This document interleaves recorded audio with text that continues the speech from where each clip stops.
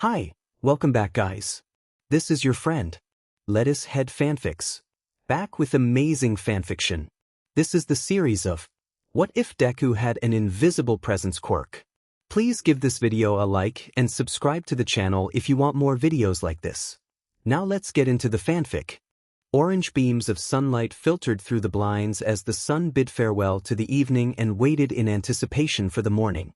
The warm aroma of overly caffeinated coffee drifted languidly from the modest kitchen to the living room, filling the area with the sense of familiarity that Izuku had come to relate to the fragrance. He was comfortably slumped on the worn couch among the creeping darkness that slipped closer and closer by the second, prompting Inko to switch on the main light as she made her way to join her son, carrying the hot beverage that Izuku had grown more and more accustomed to seeing in his mother's hands over the past year. It was a regular Friday night, sat in front of the TV, waiting for the 9 o'clock news to fill them in on the comings and goings of heroes, and Izuku loved it. He loved how his mum always stopped to make sure he had enough covers to fend off the cold now the heating was failing them. He loved how she flipped onto the TV guide to make sure they were on the right channel despite the fact that they always were. He loved how she'd answer any questions he had when he didn't quite catch what the anchorman had said, patiently taking her time to explain the details. He loved how she just paid him attention, always, whether he needed it or not. Izuku didn't get a whole lot of attention. Initially, they had chalked it up to his appearance. Izuku wasn't the most eccentric kid, in fact, he was quite the opposite. He was a small ball of freckles and curls with no major defining features, which was especially apparent when he wore the same uniform as the majority of children his age in the area. It made sense, to a degree, that people wouldn't necessarily pick him out in a crowd or hear his soft voice in a sea of much louder sounds. Izuku was okay with that. He didn't have a whole lot to say if it wasn't on the topic of heroes. 6-year-old Izuku was fine with it, and it had its merits too. Once finding out he was quirkless, most bullies tended to dismiss him rather than taunt or hurt him. Unlike Bakugo Katsuki, his most revered bully and childhood friend. Like his mum, Kaachan was another constant in Izuku's life, a kid who just refused to forget about him, even when his lackeys were left confused by how much he seemed to loathe the kid they barely picked up in their peripheral vision on most days. Izuku knew he shouldn't like that, but it could all be boiled down to the same thing. He liked Bakugo's attention in the same way he liked his mother's attention. It was unwavering and precious. Hardly anyone else treated him with such intensity. However, as Izuku began to grow up, it did pose some issues. His achievements were rarely recognized. He had to almost shout during roll call. People were concerned for Bakugo's mental well-being, his questions weren't answered in class, and many more problems were arising by what felt like the week. He was smart, quick-thinking, and could have answered the majority of the queries posed by the teacher in class. It was so frustrating. Izuku felt like he had physical restraints tying him down and keeping him from his goals. Forget becoming a hero, how was he supposed to become anything if no one even knew he existed? Following that train of thought was what led him to where he was at 13 years old, wandering the city streets with the nighttime buzz gently slipping into place. It had been a particularly rough day. Midoriya. He sighed, if only the day would draw to a close much sooner. He wished he at least had been assigned the window seat. The girl sat there currently was wasting that opportunity, always paying attention to the class. She ignored the sing-song of the chirping robins in favor of the teacher's drone, dismissed the serene mountainscape that lined the skyline in favor of the dull classroom walls. Here, sir. Maybe if he waved he had a chance of being heard the first time. Although, he'd been testing that theory on and off for the past year and nothing seemed to have changed. Madness is doing the same thing and expecting different, or something like that. Midoriya? He considered a loud sigh but opted for the standard repeat of what he'd just said, but louder. Ah, there you are, the teacher muttered to himself before moving on to the next name. It was last PRD, and the drilling repetition of the same old that came with his disposition was really irking him today. He'd been toying with the idea of it being a quirk for some weeks now and had honestly lost interest in his history class before he'd stepped into the building. The concept was bittersweet. For one, he wasn't quirkless. On the other hand, he'd rather be quirkless. What was the actual point in having a quirk so debilitating as invisibility without the actual perks of invisibility? At least if he'd been invisible, he'd still be able to answer the teacher and be recognized the first time. Not to mention that his suffering attendance was the least of his concerns. What hero would I be if no one even knew my name? Knew what I looked like? Knew that I was even there to save the day? How could I save the day with a smile and a cheer if no one even saw me smile and cheer? Comfort civilians in danger? Actually have my villain's attention for long enough to fight them? How could I be anything like? An audible cracking sound dragged him from his thoughts and back to reality. A couple of students had registered the sound too. Those nearby gave a general glance around before dismissing the event, unable to pin down and trace what had transpired to the pencil that lay in two halves upon Izuku's desk, one fraction lazily rolling off the edge moments later. In an attempt to ground himself back in the real world, he surveyed his surroundings and found that he hadn't gone entirely unnoticed. Bakuga's eyes were boring into his own, a silent order to keep quiet before he drew his attention back to masquerading his honestly good school. Work with a mess of doodles and incoherent script. Izuku didn't even have it in him to feel the usual glee that he did when he realized that, despite everyone else, he'd always have Bakugo to count on with a glare that simply could not be dismissed as anything other than a blatantly aggressive form of recognition. Because, no, he couldn't count on it anymore. Once they left middle school, what hope did Izuku have for attending UA where Bakugo was undoubtedly headed with his magnificently flashy and useful quirk? With that rather dismal epiphany in mind, Izuku didn't really feel like going home once the bell rang and his classmates left in gaggles, leaving him behind. But he also knew he couldn't stay either, which was how he found himself walking by shop after shop, street after street, with no particular destination to be heading toward until he was deep into the city. The evening was like any other, teeming with laughter mingled with vomit and more than enough alcohol to satisfy a legion of gluttons. Not so memorable memories were being created as bloodstreams gave way to intoxication and neurons altered courses. Dusky cars, buses and the occasional motorbike wound through crisscross streets at varying speeds, glancing harsh yellow light across littered streets, illuminating the otherwise invisible plastic scraps and other remnants of daytime activities. Despite the road's air disturbance, smoke still clung to the surrounding buildings, road signs and stoplights. The smog created a blanket effect, hanging low off rooftops and obscuring any stars and backlit aeroplanes. But the city hadn't been plunged into darkness as nature's will would have it, no. Buzzing neon lights of all possible fluorescent colors glared from bars to newsagents and clubs to supermarkets. It wasn't a place for a kid like him. He felt that rush that came along with the implications of rule-breaking. Sure, he'd feel terrible later that he'd probably kept his mother up worrying, but, in the moment, he was abuzz with a certain toxic excitement. He felt disconnected from the usual drag of his life, like he could do something new, different and possibly dangerous with a total disregard for the consequences. After all, there was only one way to determine whether or not his ability was a quirk, and that was to run some tests.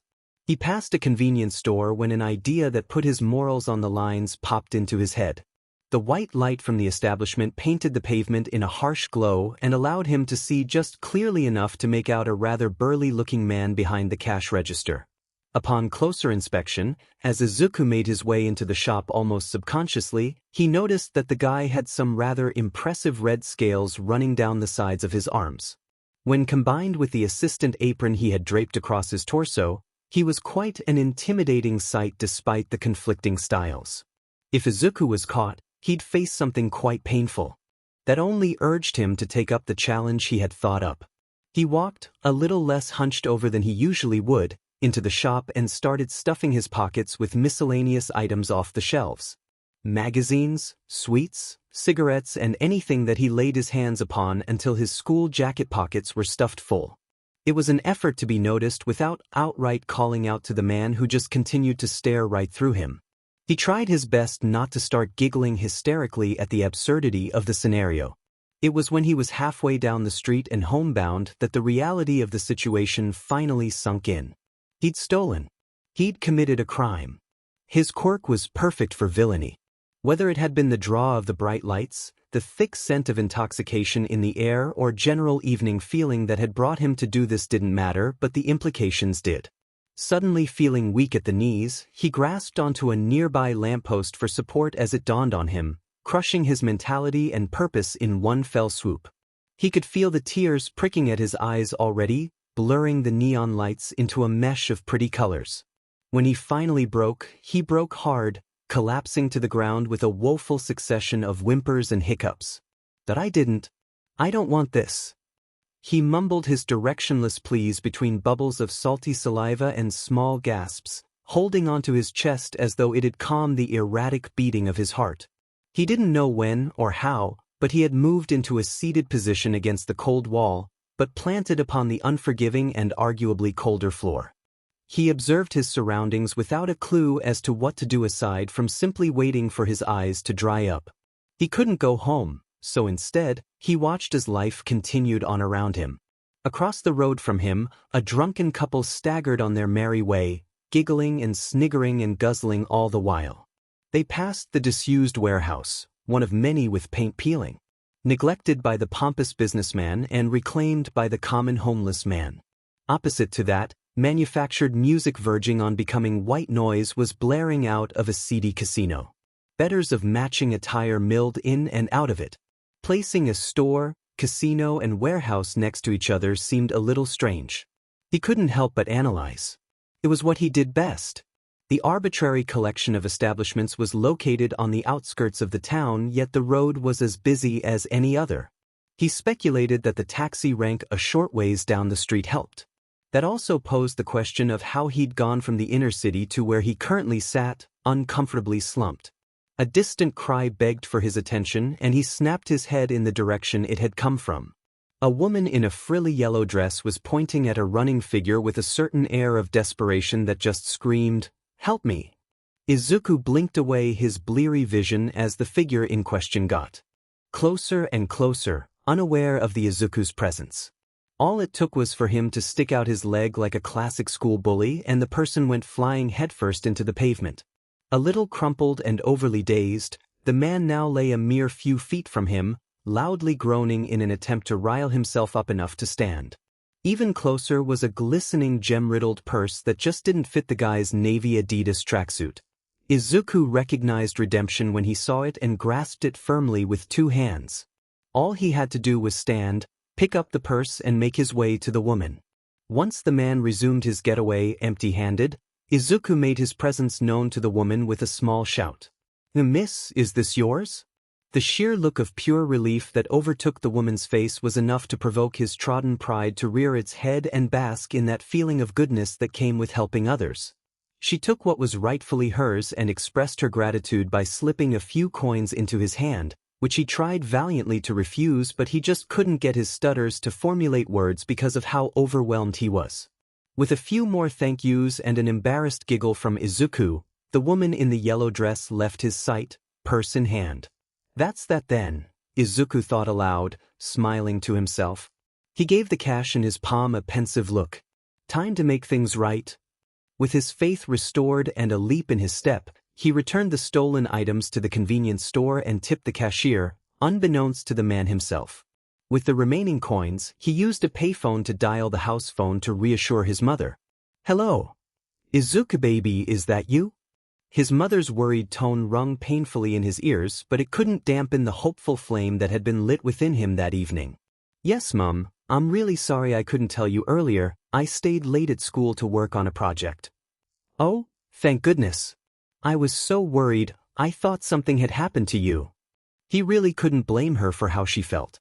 In fact, it warmed his heart to remember that, "Sorry, Mum, yeah, everything is fine."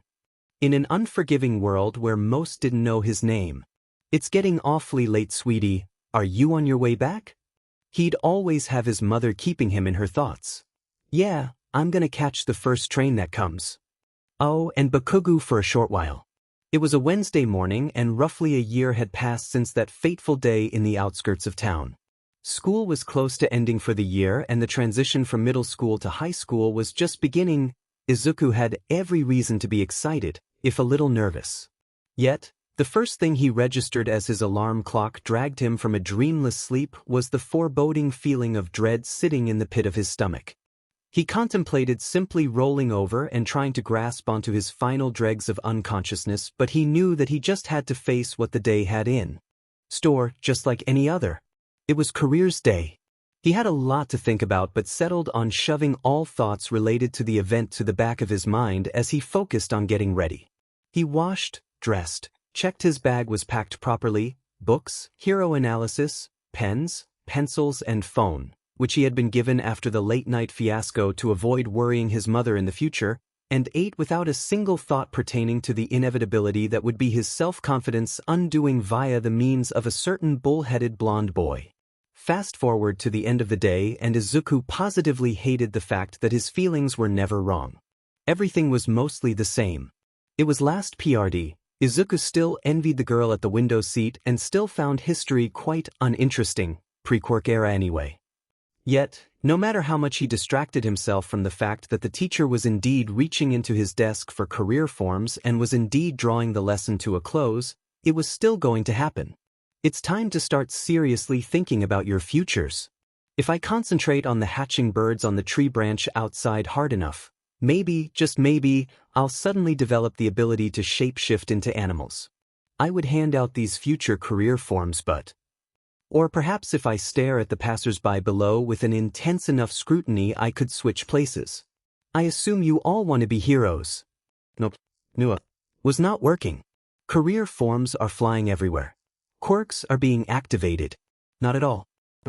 Izuku forcibly drew his gaze away from the outdoor commuters and took to hiding behind his own arm.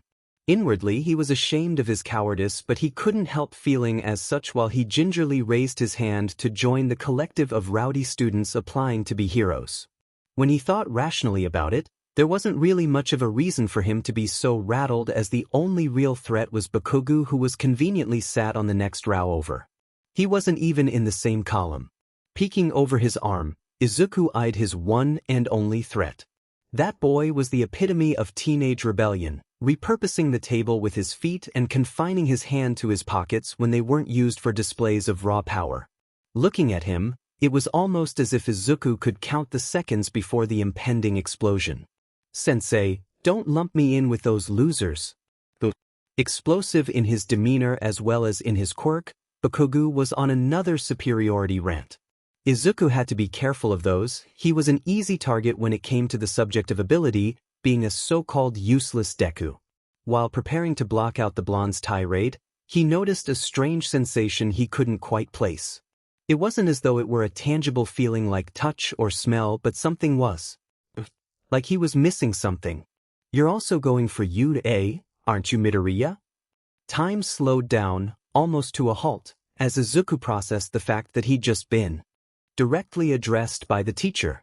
The shock registered on his face before his mind as he slowly began to place that strange disconcerting feeling nagging at him since, well, the moment he had woken up.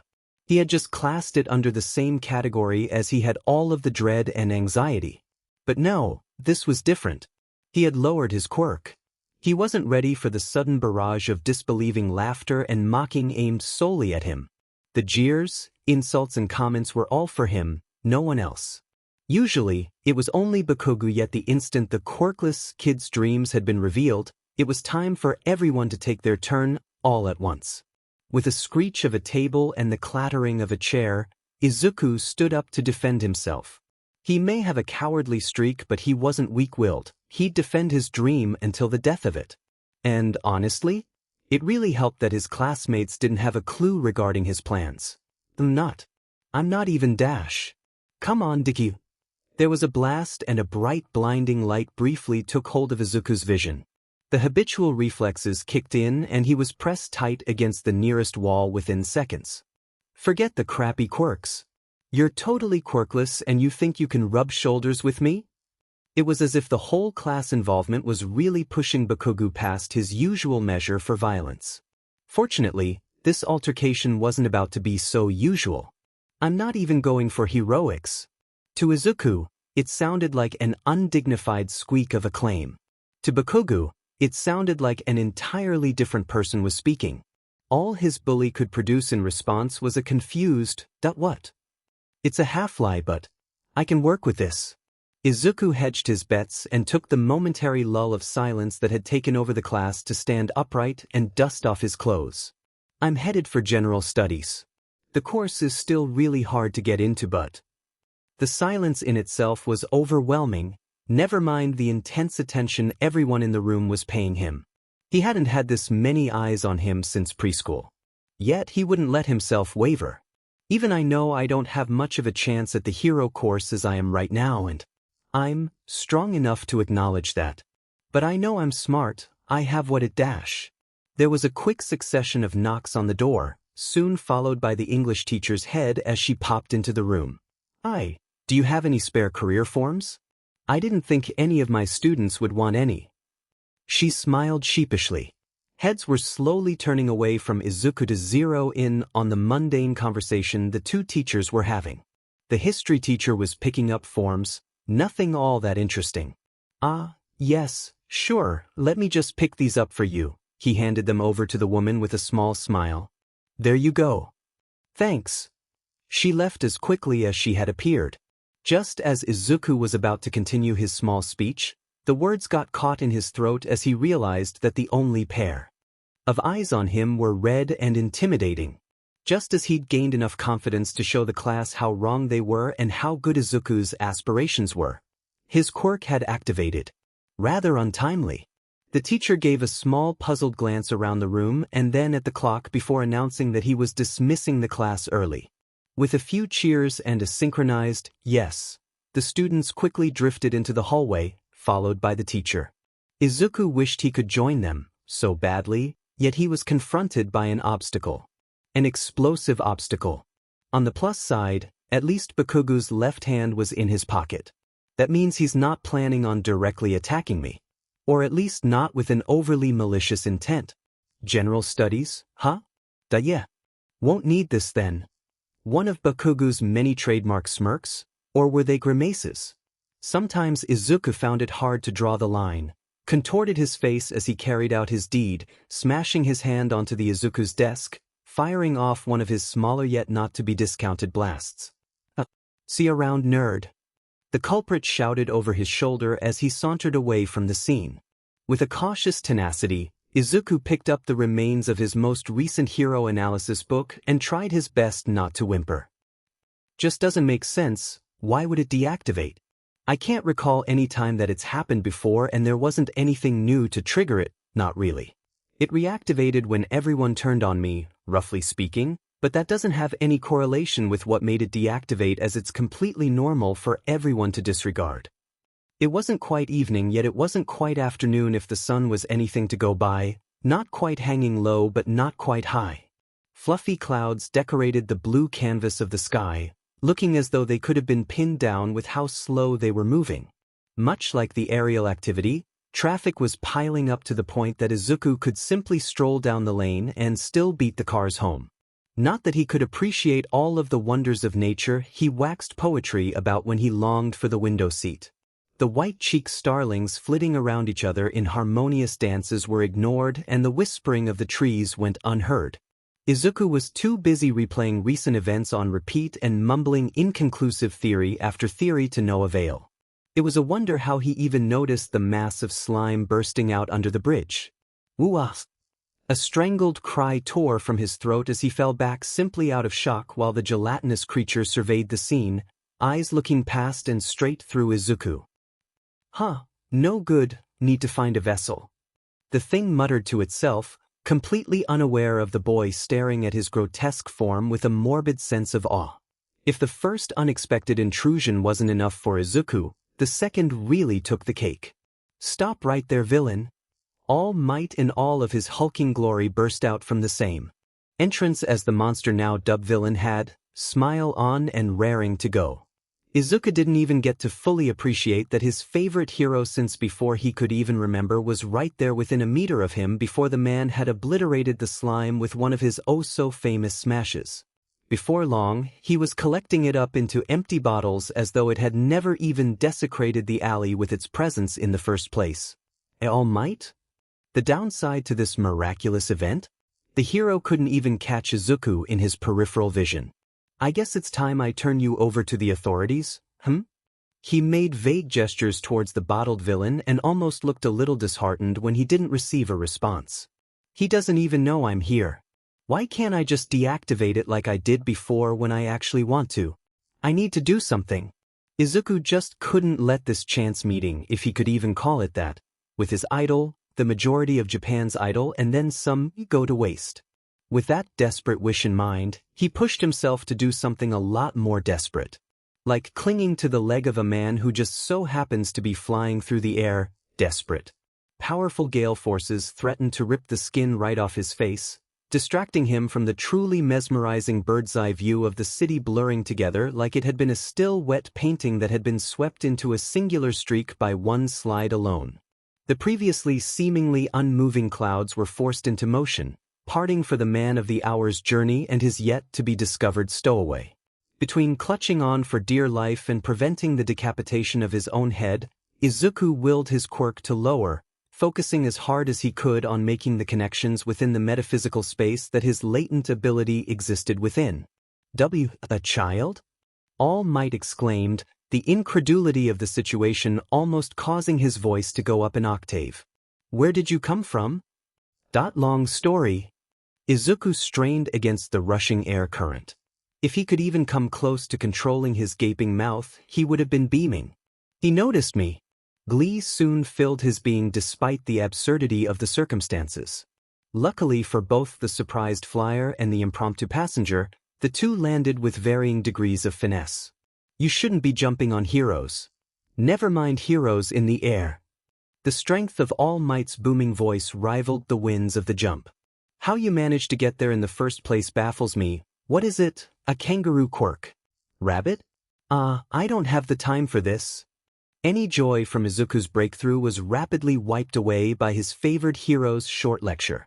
Despite the hefty weight of the guilt now pressing down on his shoulders, he couldn't allow the man to leave before he confirmed something.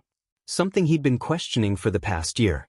So as All Might prepared to set off yet again, he used his words instead of actions. Can I become a hero, even with a useless quirk? That made the All Might stop. He slowly turned around and almost seemed to evaluate the young student before him, something unidentifiable flickering behind his eyes. So it's not a Rabbi Dash. Izuku was already far too absorbed in his rambling to notice the strange happening a few meters from him. I've sort of always wanted to be a hero. He stared at his hands, smoothing his finger over with his thumb. I mean, everyone wants to be a hero, everyone in my class anyway. There was that one teacher who had a class that had at least one student who didn't. But it works, I guess. Anyway, I've been conflicted ever since I found out that I actually do have a quirk about a year ago, which is quite funny really since I was set on this when I actually was completely void of any abilities. The tables had turned. For once he was the one unaware of someone else while the other was fully aware of him, painfully so. But I have this quirk that I'm kind of learning about a bit now. People don't notice me. It's not that I'm invisible. It's more like I don't exist without purposefully drawing attention to myself, and even then, All Might? What? Who are you? Before him was a skeletal figure of gaunt features with deep-set and beady blue eyes framed by disheveled clumps of blonde. The resemblance was uncanny but hardly believable. I am All Might, said the husk of his hero, copious amounts of blood spluttering from his mouth. All Might continued to speak, revealing his deepest secret and disillusioning Izuku's preconceived idea of the accomplished hero and possibly those like him. So, people don't notice you, kid? The hunched blonde inquired before passing his advice. Yeah, something like that. I didn't know about it until a year ago. Just thought I was especially ordinary or something, Izuku explained, his eyes turning to the floor as he deduced the direction of the conversation from the tone. When I found out, I kinda thought it was perfect for a villain, which I really don't want to be, but it had me questioning my choices. You were right to question, kid. It's good to take a look from both sides so you can choose the right path. All Might paused and took a rattling breath. Though, I wouldn't say it's villain or hero for you, it's neither. A pro should always be ready to risk his life, and without power, can one become a hero? I should think not. It felt like the final nail in the coffin had been hammered down in that instant, Izuku's already existing concerns confirmed and amplified. If the number one hero All Might declared him powerless, there wasn't much he had to argue with to support his cause. You could try intel maybe, the closest to the action you could get would probably be spying, and even then, you're going to need some other notable skills for the worst-case scenarios. If not then, those villain custody officers are often mocked, but that's honorable work too. The man of his dreams. Walking away with his glorified visage wiped clean. It's not wrong to dream. Crushing his aspirations. However, you need to be realistic, kid. Once the hero was out of sight, Izuku decided to take a break and sit down. With a short text to his mother, he was set to spend as long as he reasonably wished atop the building. It was the first time that day where he was ready to take in nature and all of its beautiful distractions, yet all he could find was the low hum of traffic from below and the fixed clouds in the sky. They weren't even making shapes for him to dissect and tie to some strange fantastical creature or object like he would whenever he was bored and in view of the sky. Still, he trained his eyes up above. "That spy doesn't sound too bad," he barely whispered. The small breeze ruffling his hair almost overpowered the sound. Not that it mattered, he was speaking to himself and his quirk was active. "I mean, I suppose I could take up some kind of martial art. Like Eraserhead. I could probably do it." He lifted a limp arm to the sky, tracing the outline of a cloud directly up ahead. "But would I be able to quell my instinct to help? Imagine a hostage situation. No, it's not the choice for me. So maybe a villain custody officer." He chuckled with a hint of bitterness. "It's kind of a mouthful, huh?" His imagination revved to life. The longer he stared, the easier it was to pretend the vapor was something else. "No. I don't want to take the easy way out. I already took a step back by picking the general studies course, to begin with." He balled his fist with a newfound determination. "I'll defy expectations. There's more than one way towards my goal, and I'll show the world what this useless Deku can do." He retracted his hand to reveal the white form of a fist up high, or so that was what he saw in his mind's eye. He wasn't going to make it. The end was so far away. Out of reach. The light at the end of the tunnel was but a speck in his vision. God, he had never thought that he could sweat this much. His deranged mind couldn't help but wonder if this was what Kaachan felt like when he got worked up.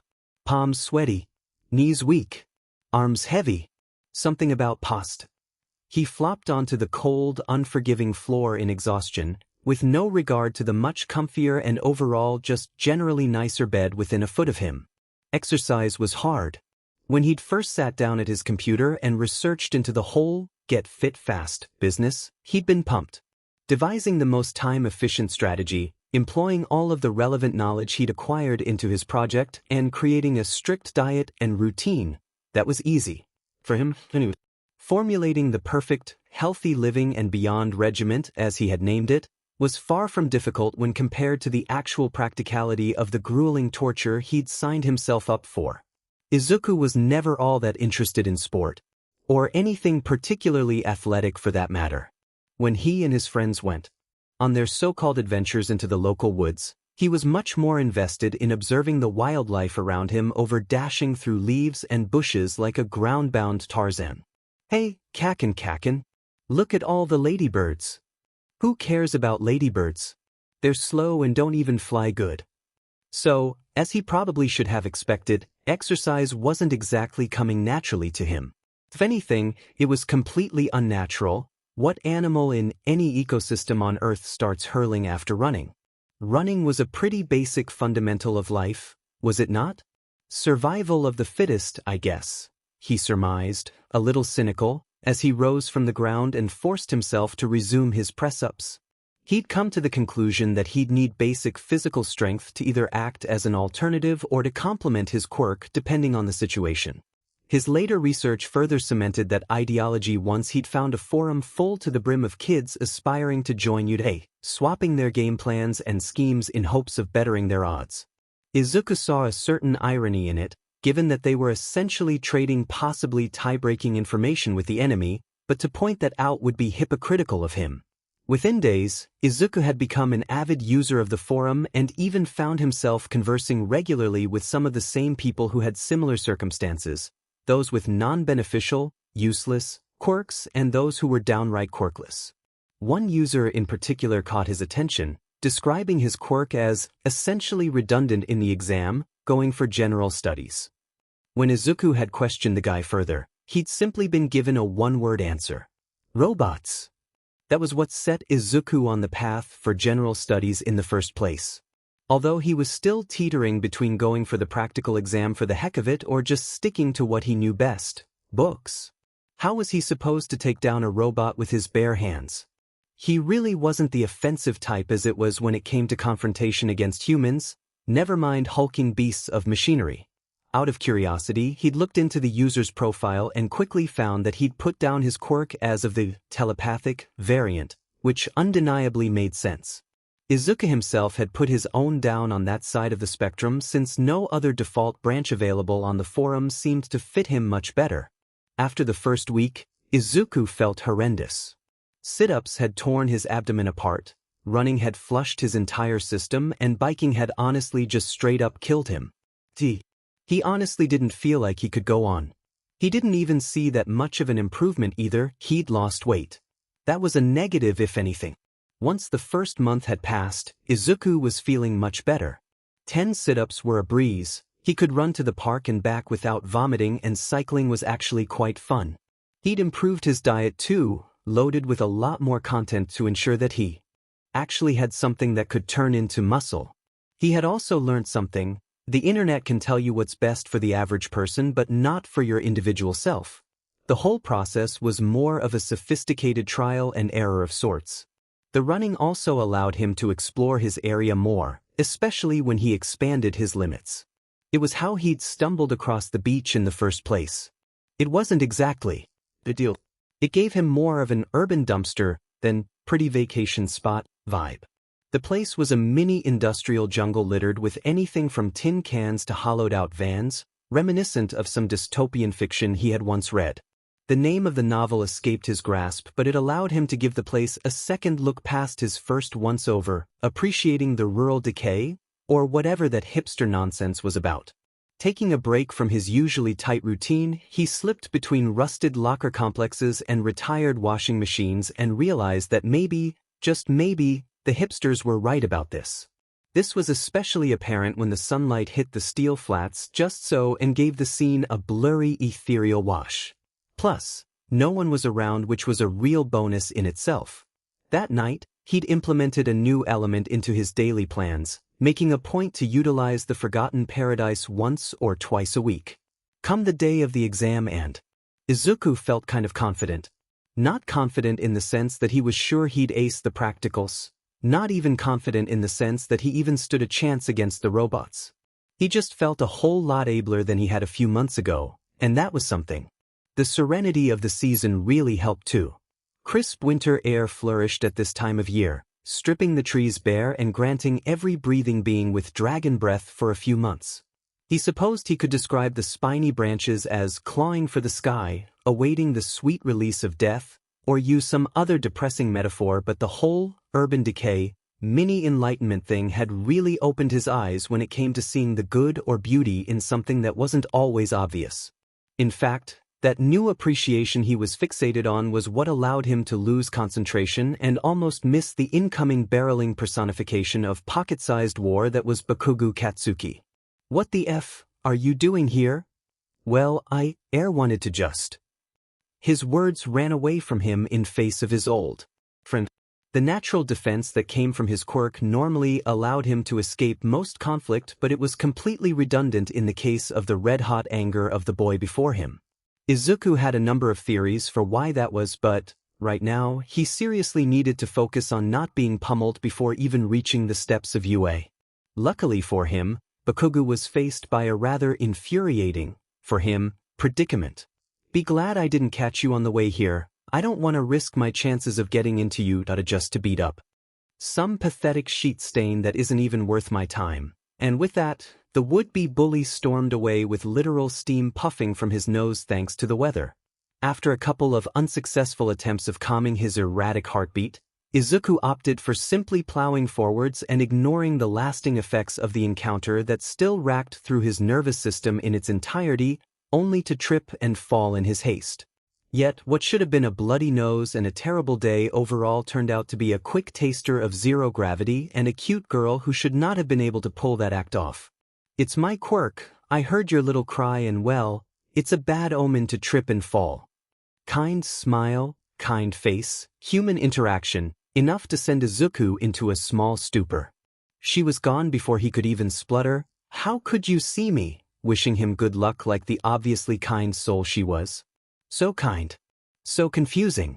He shook his head and dismissed the queries bouncing around in his head. He had an exam to get to.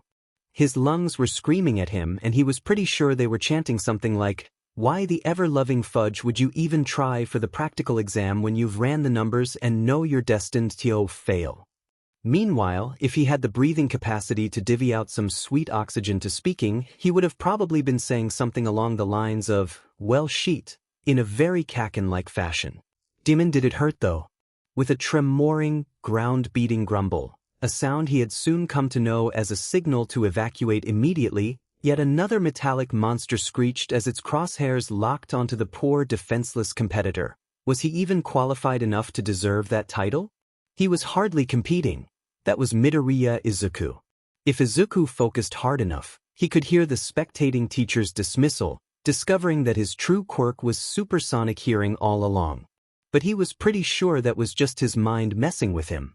The dumbest part about this whole thing was that, even accounting for the fact that he disregarded some very important variables during his investigation titled, "Can I Even Practical?" in the upcoming weeks before what was surely going to be the death of him, was that he had already surmised that he wouldn't be gathering many points. Although, he hadn't thought he'd been in danger. Cue the very important variables. Darting around the corner of one of the many intimidatingly large skyscrapers, Izuku set aside any thoughts akin to, "Wow, Yuta sure does have a big budget," and put all of his energy into getting the hell out of that man-made barbarian's warpath. He then tucked himself inside of one of the buildings to find an empty expanse of what could have been an office, or anything really. As expected, the robot simply locked onto another target and let him be.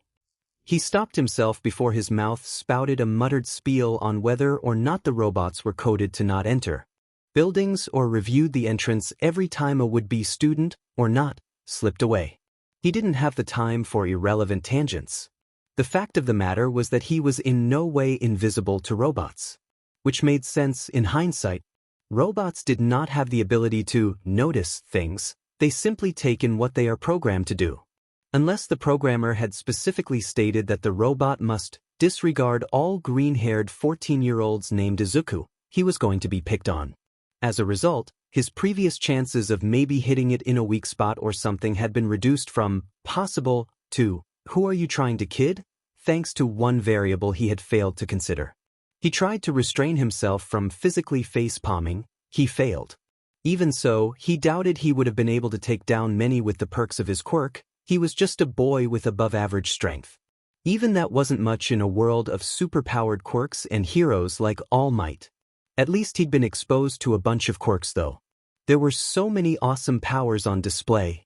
Anti-gravity, mechanical augmentation, flight, elongation, and so much more.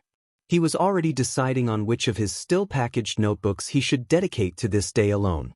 To truly make the endeavor worthwhile and return with some kind of result for his efforts, he took to surveying the arena from one of the upper floors of the building, half of his body practically jutting out of the window. There was just so much going on, he could hardly contain it. He'd look right, then left, down and even sometimes up to find new exhibitions of raw skill and power. He didn't know where to train his eyes, at least, until the main event. The deafening roar of 1,000 lions reverberated through the walls and the very floor underneath his feet, accompanied by the blood-curdling screeching of iron on gravel. Every nerve, vein, and artery seemed to cease to function as his eyes latched onto the source of the awful cacophony. The zero-pointer. With what could only be described as a clipped squeal and a near-close ramming with the wall adjacent to the door, Izuku lobbed himself down the stairs and out of the building, powered by a fear he'd never experienced before in his life. The distress that the uniformly painted red zero incited within his very being carried him through the intertwining pseudo-streets and saw him reuniting with the rest of the similarly terrified students with similar goals in mind. In his panic, he almost missed the somewhat familiar bob-framed face amidst the rubble behind him. He paused, momentarily, weighing out his options. In that time, a tall boy who had berated him earlier passed, and with him, everyone else. Now he was alone aside from the poor girl, outreaching arm to boot, and the machine he didn't even know he had nightmares about until now. Unbeknownst to him, a certain collection of watchful teachers had turned their attention to him and his predicament. Some smirking, some frowning. Some with bated breath and some whispering encouraging utterances. Some not. Come on, kid, show us what you can do. What's the quirk? Anyone got his file to hand? He doesn't look strong, better off running if you ask me. I think he's a fright type of guy, unfortunate really. I've seen glimpses of him, but he's yet to do anything eye-catching. Somebody bring up his stats. A collective sigh. Maybe he's one of those types, ya know? The kind that has to save up their power or something, 0 points to start, 100 to end. No, he's down as quirkless according to official records with recent suspicion. Recent suspicion? Like he might have a quirk. Yeah, but it's gotta be quite dull to have not been picked up by the medical professionals. Late bloomer? As if those exist. Oh, he's moving. This is ludicrous, was all Izuku could spare his breath to say as he sprinted towards the girl. With every passing second, she was closer and closer to a squishy demise. Aff. The rubble wasn't too heavy, but there was too much for him to handle. A desperate madness sparked in his eyes as he dug at the dislodged gravel, disabling the girl, flinging rubble from pebbles to slates larger than his hands over his shoulder, but it wasn't enough. It's a valiant effort. Yeah, good try, kid. Good tries don't save hostages in critical situations. Always the pessimist, Aizawa, but I suppose it's true. There are a few disgruntled agreements to that. What was the suspicion again? It's vague. They always are. Well, it's something about visibility, if that helps. That's seriously all that's in the file? I don't think we saw anything to do with visibility on the field. Perhaps it's just that, a suspicion. Kid's probably really good at hide and seek, that's my bet. Don't bet on children, Nemuri. Hey, it's just a bit of fun and games, no one is getting hurt over it. Now, it's not very fitting for teachers to get into fights, and I certainly can see one brewing between you two. Leaving the playing to the students. And with that, Izuku was dropped from the conversation altogether. Time's up. A small exhale of relief escaped Izuku's chest as he looked up to find the 0-pointer frozen but a few centimeters from flattening him and his would-be companion on his journey to the afterlife. His arms fell slack to his sides and a clump of concrete the size of a rucksack fell from his previously two-handed grip. I never got your name, by the way. He switched his gaze the girl in question below him. He'd call her a damsel if he was in any position to, but he sure wasn't. Upon receiving no reply after an uncomfortable silence, she started to maneuver herself so that she was somewhat laying on her back, as much as her trapped leg would allow. Could you edge that slab towards me? Izuku snapped into focus and did as he was told, forcing his entire body weight against a large piece of debris and nudging it within arm's reach of the girl. With a small tap, the obstacle was floating steadily away from her crumpled form, which Izuku took as a cue to help drag her out from the scene altogether. You don't need to know my name, I doubt you'll see me around, he replied belatedly once he had processed what she had said. I wouldn't say dash. I would, but, thanks for earlier. He left her in the safe hands of Recovery Girl, too exhausted to fanboy over the famed medical sensation. Dulcet orange tones swept along the sea, illuminating the otherwise deep blue waters with a beautiful contrast, reflecting the setting sun as it languidly slunk from the sky. Small ripples were carried across the surface, gently colliding with the damp sand at shore. It too glistened under the sun's rays, but not quite so as exuberantly as the seaside glow the ocean bore. More like tiny speckles of glitter fading at a much faster rate. His quiet place, as he had come to name it, was a beauty to behold as the day drew to a close. Like a diamond in the rough requires a cut and a clean, yet he neglected to do as much. He preferred it this way, isolated. Although, he'd seen some evidence of others, hardly enough to be too worried. Just odd bits of displacement here and there, a new dint in the cooker, a fresh hole in the van. The most interesting pieces were the ones he couldn't explain, like how water had filled the barrels without rain and how the frame of the fridge had given way so suddenly. Evidence of more heavy use, possibly Quirk-related. He had yet to run into the perpetrator, so he considered himself safe for now. When he was alone, in his quiet place, it was serenity. And oh, how hard he tried to reflect that serenity. Stress, worry, disappointment and fear had been gnawing at his insides for the past week. His heart, his head, his lungs. It fed on his reactions and demanded more after acquiring a taste for it. Theory tagged onto theory. Speculation tagged onto speculation. His analytical mind had turned out to be his undoing, looking too far into things and pulling out nonsensical conclusions. It wasn't that he'd failed the practical exam, he had known he would have beforehand. It was that he had found a rather dangerous limit to his power and failed to account for it. He had expected to garner at least 1 point and left with a whole 0, a failed rescue attempt and an aching body. It SCKD. Then there were the general feelings that came with waiting for any kind of result. He needed to be accepted into general studies. The other high schools just wouldn't cut it. No other program allowed for the transference of students from general education to hero studies. He wanted to be a hero and he knew he could, despite the growing monster of a concern that maybe this just isn't for me. He tried his best to still his trembling body, perched upon the end of a severely slanted telephone pole. Distant voices could be heard. So much for isolation. I don't want no trouble. I was just the middleman. Is that so? Why yeah, we was just the transport, what Evis missin' was missin' before it got to us. Somehow, I find myself having a hard time believing you. I'm tellin' the truth. A verbal shakedown. A man in a rather nice but simple suit who clearly didn't belong in the dump was sauntering along the shoreline while a much gruffer male backed away with each step. The former was cold, each move was calculated and the other was terrified for his life. So, when they came to a stop below the pole, Izuku knew he was in trouble. Scrunching up his eyes, Izuku tried his best to concentrate on his quirk, grasping at metaphorical tendrils of power within the metaphysical domain they resided. Yet he couldn't, the looming darkness of his stress and worries pulling him back, suffocating him. When he opened his eyes, 2 russet iris matched his own, the owner placing a singular finger on the gruff man's lips. A smirk broke across his previously indifferent face, one which Izuku failed to describe as anything less than evil. The boy stilled. Slowly, as though he had the whole day at his expense, the man turned to address his counterpart. "You're not exactly a villain, are you?"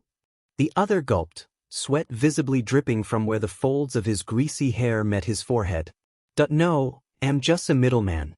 So, if I were to hurt this small, defenseless and obviously lost boy, it would unsettle you?" The tone was sickeningly sweet, full of pseudo-innocence. The middleman simply widened his eyes in response, unable to produce an answer.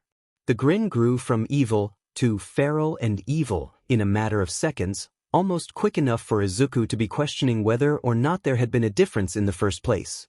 A glowing that matched the suave man's eyes rose from the ground, a nice rim to his black suit, ready to be directed. Directed at Izuku before he could even think to run. "I don't want no DoorDash." The glowing man froze. Literally.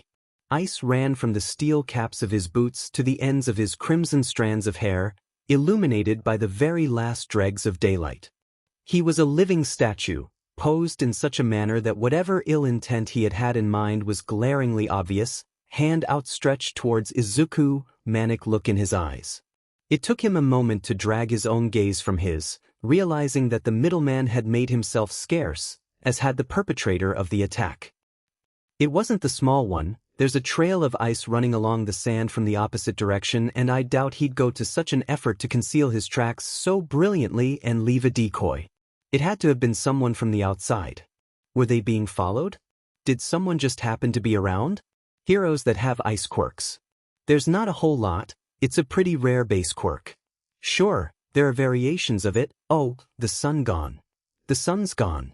Sich. In all of his mutterings, Izuku had failed to notice that the sun had indeed set during his encounter and that his phone had indeed been vibrating for much longer than that. Shaking off the after effects of the event, he slipped down from his perch, deftly landing on the sand below. As he began to make his way back home, somewhat hurriedly, he mulled over how that had all came to be.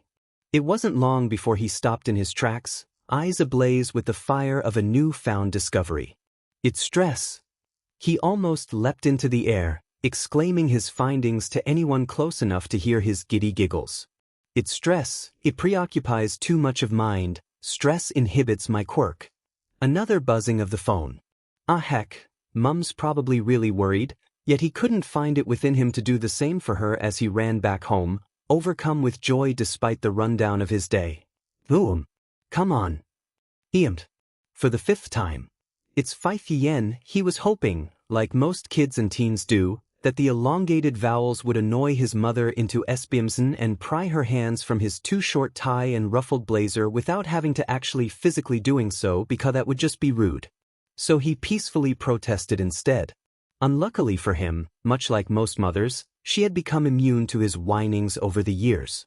Yet, despite his outward display of half-hearted irritation, he was just as excited and nervous as his mother, if that was possible. Today was the big day after all. A few short weeks ago, or what felt like yesterday to Izuku, a rather important-looking letter had found its way into the Midoriya household's postbox. Much to Inko's delight, it wasn't a bill. He remembered the way she had bounded into his room, letter in hand, a mix of shock, happiness and desperation all melded together on her face. Izuku had been afraid she would collapse before she completed her DLVY. He remembered gently weighing the envelope in his cradled hands, admiring the sleek golden trim and how it complemented the cream plastic coating. He didn't rip the paper apart, nor did he tear it in his haste to get to the insides. No, he carefully undid the seal and slid the contents into his waiting palm. All the while, Inko had been buzzing with the tension, something her son usually reflected. He remembered being mutely surprised at how simple the actual letter was in comparison to its wrappings, the standard black and white print with a speck of color that was the Udare emblem in the corner of the page. He had soaked in the details while simultaneously shielding it from his mother's view, ignoring her protests. Then, he took the time to examine the key card, committing the curves and edges of his very own name to memory. Only after this did he allow himself to snap. I made it into U.A. Mum, can you believe it? He threw himself along with the letter at his mother, capturing her in the tightest hug he'd ever hugged. He felt the wetness of his mother's shoulder before he registered he was crying. He would have felt guilty for the damp patch if it weren't for the fact that his mother was crying along with him. My boy, my clever Izuku, she exclaimed between rushes of tears, pulling him from the hug to look him in the eyes. I could never have asked for a better son than you, she had stated with such sincerity that Izuku was tempted to believe it. I'll make you proud, Mum, he had told her, with the same level of sincerity. And now, day one was upon them. Oh, never mind. I won't be able to fix your tie every day anyway, his mother huffed to herself, placing her hands upon her hips as she evaluated the state of his uniform. It wasn't great. Yet, he couldn't trust the tone of her voice when her face said otherwise. Her smile was a lip-splitter, full to the brim with pride for her small family. The last time he had seen this smile was when he'd went for the written exam itself and come back feeling alright about it. Inko had taken alright for top marks and, apparently, she was correct in her assumption. That I'm so nervous. He squeaked and his mother squeaked back, accompanied by another hug that he was sure did nothing more than just mess up his uniform further. It's okay. You've got nothing to worry about, you hear me? She pulled his ear a little before returning to her previous stance. Your grades are great and if I know you, you'll only get better from the first day. Her voice trailed as her eyes found themselves glued to the wall clock. Izuku, get out. Wait, Wadash. He followed his mum's gaze and quickly complied with the shoves directing him to the door. I'm gonna be late. But before he was fully out of the house and ready to take on what the day had in store, he paused for a short moment, figures silhouetted in the door frame by the morning light. "I'll make you proud, Mum." And he was off. It was warm. That was the first thing that popped into his more than a little fried and overwhelmed please help me brain as he stumbled down the way too big corridor. It was a nameless corridor, for he could not, for the life of him, read the map. To begin with, it had been the colors. What did they mean? Seemingly random popping shades decorated certain areas on the map. He'd then found that he was missing the key code once finding the small print referring to it, only after scouring the paper in its entirety. It was also around then that half of it had actually been folded like a leaflet. Izuku had felt a little dumb in that moment. To top it off, there were different maps for each floor, which was helpful. If only he hadn't lost track of where he'd been going while attempting to decipher the map. He needed to focus more. That final point was only reinforced when he bumped into an upperclassman, profusely apologized and finally got clear instructions as to where to go. Finally. That I'm stressing out and causing a disturbance, need to tone that down. I don't want to make my first impression as that confused kid wandering in 5 minutes after class had started. Yeah, he was. Fortunately, he had the perfect gift that any late kid wished for, unless said kid was Bakugu, which meant they were doing so to make a statement. The ability to walk into class unnoticed. He gently opened the door and took a second to fully evaluate what he saw before him. The classroom was, well, normal looking. It wasn't that he'd expected shimmering white walls and cool tones like those in most modern buildings, but he had this preconceptualized image that UA would have been different, somehow. Yet what he laid eyes on was none other than a blackboard, a set of somewhat rowdy students and a teacher. Well, actually, the teacher was pretty interesting. It was a well-known fact that only pro heroes teach at UA, but Izuku had thought that they were reserved for heroics and certainly had not even begun to predict which pro would end up being his homeroom teacher. So, all in all, he was pleasantly surprised by the fact that Cementos was currently seated at the front desk, watching the students and presumably allowing them to have the time to get acquainted before beginning. Speaking of which, Izuku did not recognize a single student in the classroom at all.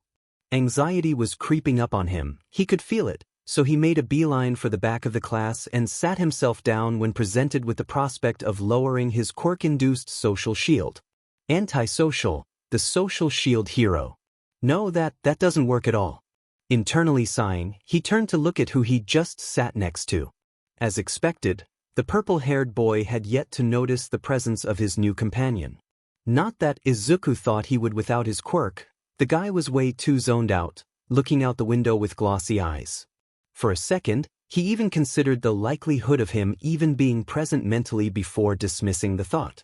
He was fairly certain he often donned the deep-thinking, do not disturb face. Alternatively, I'm so bored, I'm prepping for the loss of my mind, himself, so he had a good idea of what might be going on inside his head. So he lowered his barrier and disturbed him. At an excruciatingly slow pace, the boy turned to face the one who just poked him, returning the gesture with one of the most unimpressed looks Izuku had faced in his entire timeline. It was only amplified by the eye bags and, oh God, had he perfected the art of sleeping with his eyes open for his desperate need to during class to make up for whatever he was doing not sleeping at night? I wouldn't put it past him with that look. Ichai, Izuku stuttered, proud of himself for initiating an actual conversation. The expression did not falter. You don't look too judgy, but you do look terrified. Well, he hadn't planned for that response. You look like you haven't slept since birth. He hopped. The lilt in his voice didn't convey his overpowering sense of nervousness he was feeling. He sort of knew it did, but it was easier to remain in denial. Longer. CNCPTN. For reasons beyond Izuku, he earned a smirk for that. Is that your final answer? The smirk slipped for a second, allowing Izuku to hesitate with his response. It didn't last long, but then Izuku swore he saw something in his half-lidded eyes, the way they stayed constant while Izuku's own flitted about the classroom and its distracting atmosphere. Either way, he continued on, as that's what people do in cooperative conversation. Static. Not the kind he glared at when it overcame the TV on a stormy day as a small child. Even more so when it was time for the 9 o'clock news on a Friday night, curled up against his mother as she muttered about aerials and signal. It was more akin to an empty phone line when he'd pick up the receiver a little too late and had to shout his mum because, "I don't understand how you work this thing, mum, it's so old." Yet it was too dissimilar, something was a little off-key. For one can't experience audible static with one's eyes and he couldn't hear it either. It was completely overpowering, yet he was aware of the comings and goings of what appeared before his eyes, distantly so. Like becoming the backseat driver, yet he wasn't even on a seat, nor in the back, but kicked off onto the roadside with the car but a speck in his vision instead. He'd been booted from the wheel and he hadn't even been there to watch it happen. He could see the way the smile dropped from his interlocutor's face, replaced with a numbing indifference and that's a false one, I'd recognize the label anywhere. He could hear the chattering of the students around him, some exchanging timetables and quirks. I'm quirkless? No way. Me too. Sorry to crash that party, but I can grow my hair like 50% faster than you. Why even bother with the label? I'm only here because I failed the practical, same, He kinda wished he had joined that conversation now, but it was out of reach, far away, so distant, over yonder, a mile or so. No, it was more, he'd reach over but he couldn't measure that with his arm alone. No, impossible. That's my quirk. You should be careful who you choose to speak to. The static was gone and there was static? Whoa, did I miss something? Oh, his mind caught up with his words after a small interval, absorbing what the tired boy had told him. Oh, he repeated. Nothing could have prepared the other classmate for what Izuku was about to throw down. That was so cool. What was it? Some kind of mental quirk? Emitter? You didn't touch me, I know that much, but first, what even happened? I was talking to you and all of a sudden I phased out for a bit, not the right word but it's all I can come up with. With a flash your face changed, expression I mean your face is just as fine as before. Again, wrong word.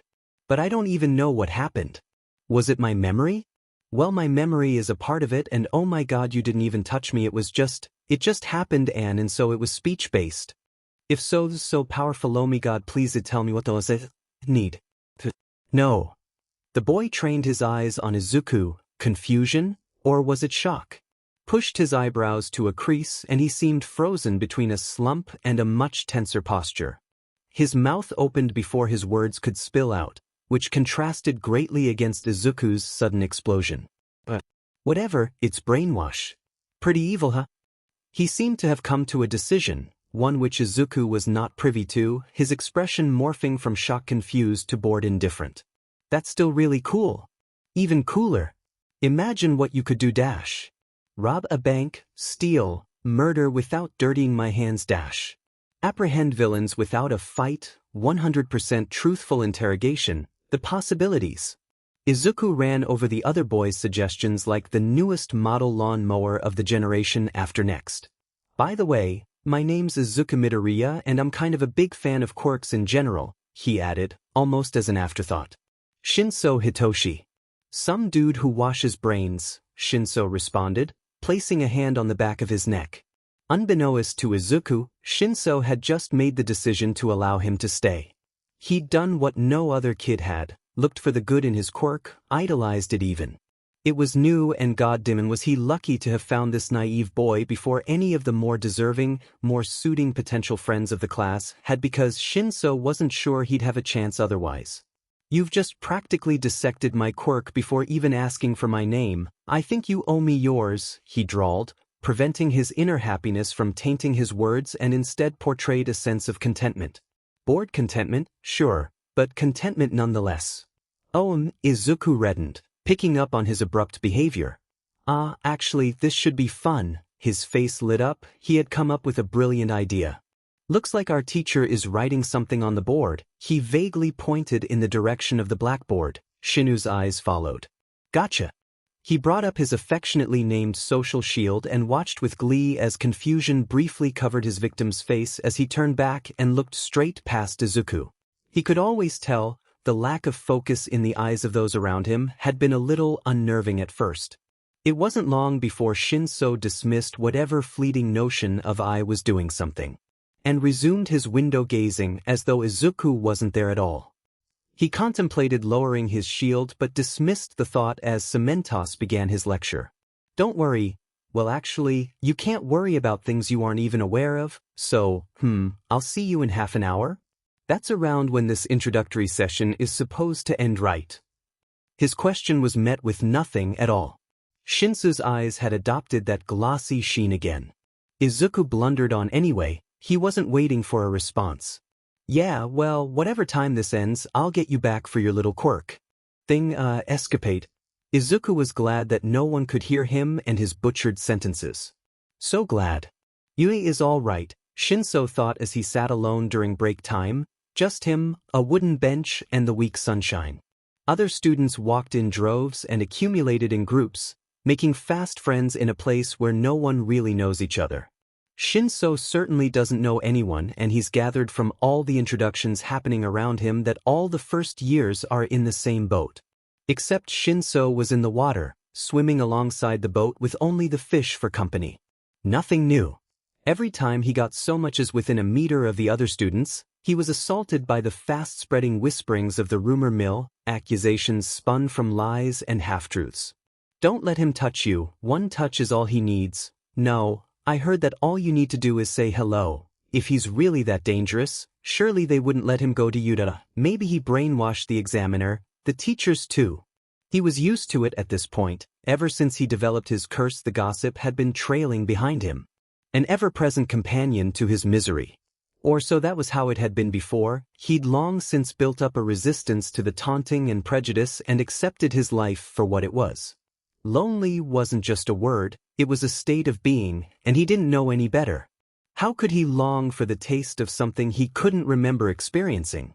Although, it was a little disheartening to see how quickly people turned on him. It wasn't even the end of day one. Hi. A voice chimed, suddenly popping up from beside him. He could have sworn the bench had been empty when he sat down, yet that freckled boy from earlier was sat right next to him. Where'd you come from? And where did you go before? Oh, I was always here. A bittersweet smile was adorned on his face. The boy clearly didn't listen to the advice of others. Sure, he seemed interested in his quirk and bulldozed all of Shinsu's suggested nefarious purposes, but eventually he would succumb to the wills of the crowd. Committing to a friendship with Shinso was committing to solitude. Yet the boy happily kicked his legs and had made himself quite comfortable on the bench, watching the rustling leaves of a nearby tree. People just have the tendency to forget I'm even there. The bell went, and so did the boy, leaving his mind as though he'd never been there in the first place. Much like the last time Shinso had encountered him, the boy popped out of nowhere. Only this time, in the middle of class. I didn't think we'd get taught English by Present Mike of all heroes. I knew he taught the hero course, but not general studies. That's so cool, don't you think? The teacher in question had just given them a pair-based task, which was apparently the cue for the boy to begin existing again. How long have you been here? Shinso asked as he pushed the paper they were handed so that it was more centered between them. Since class started, the boy chirped with a knowing smile, something mirthful glittering in his green eyes. Shinso had the distinct feeling that he was at the butt of some kind of joke. Right. The boy continued to pop up throughout the week without warning or pattern. He wasn't there, then he was. He was there, then he wasn't. Shinso didn't know what to make the whole thing. He went to bed at night with questions like, if I don't sit at my usual bench at break, will he still appear? And is he keyed to me? I don't see him doing this to anyone else as well as is this part of my curse? Can the only person willing to talk to me only do so half an hour a day? It was more a productive use of his sleepless hours than staring at the ceiling in any case.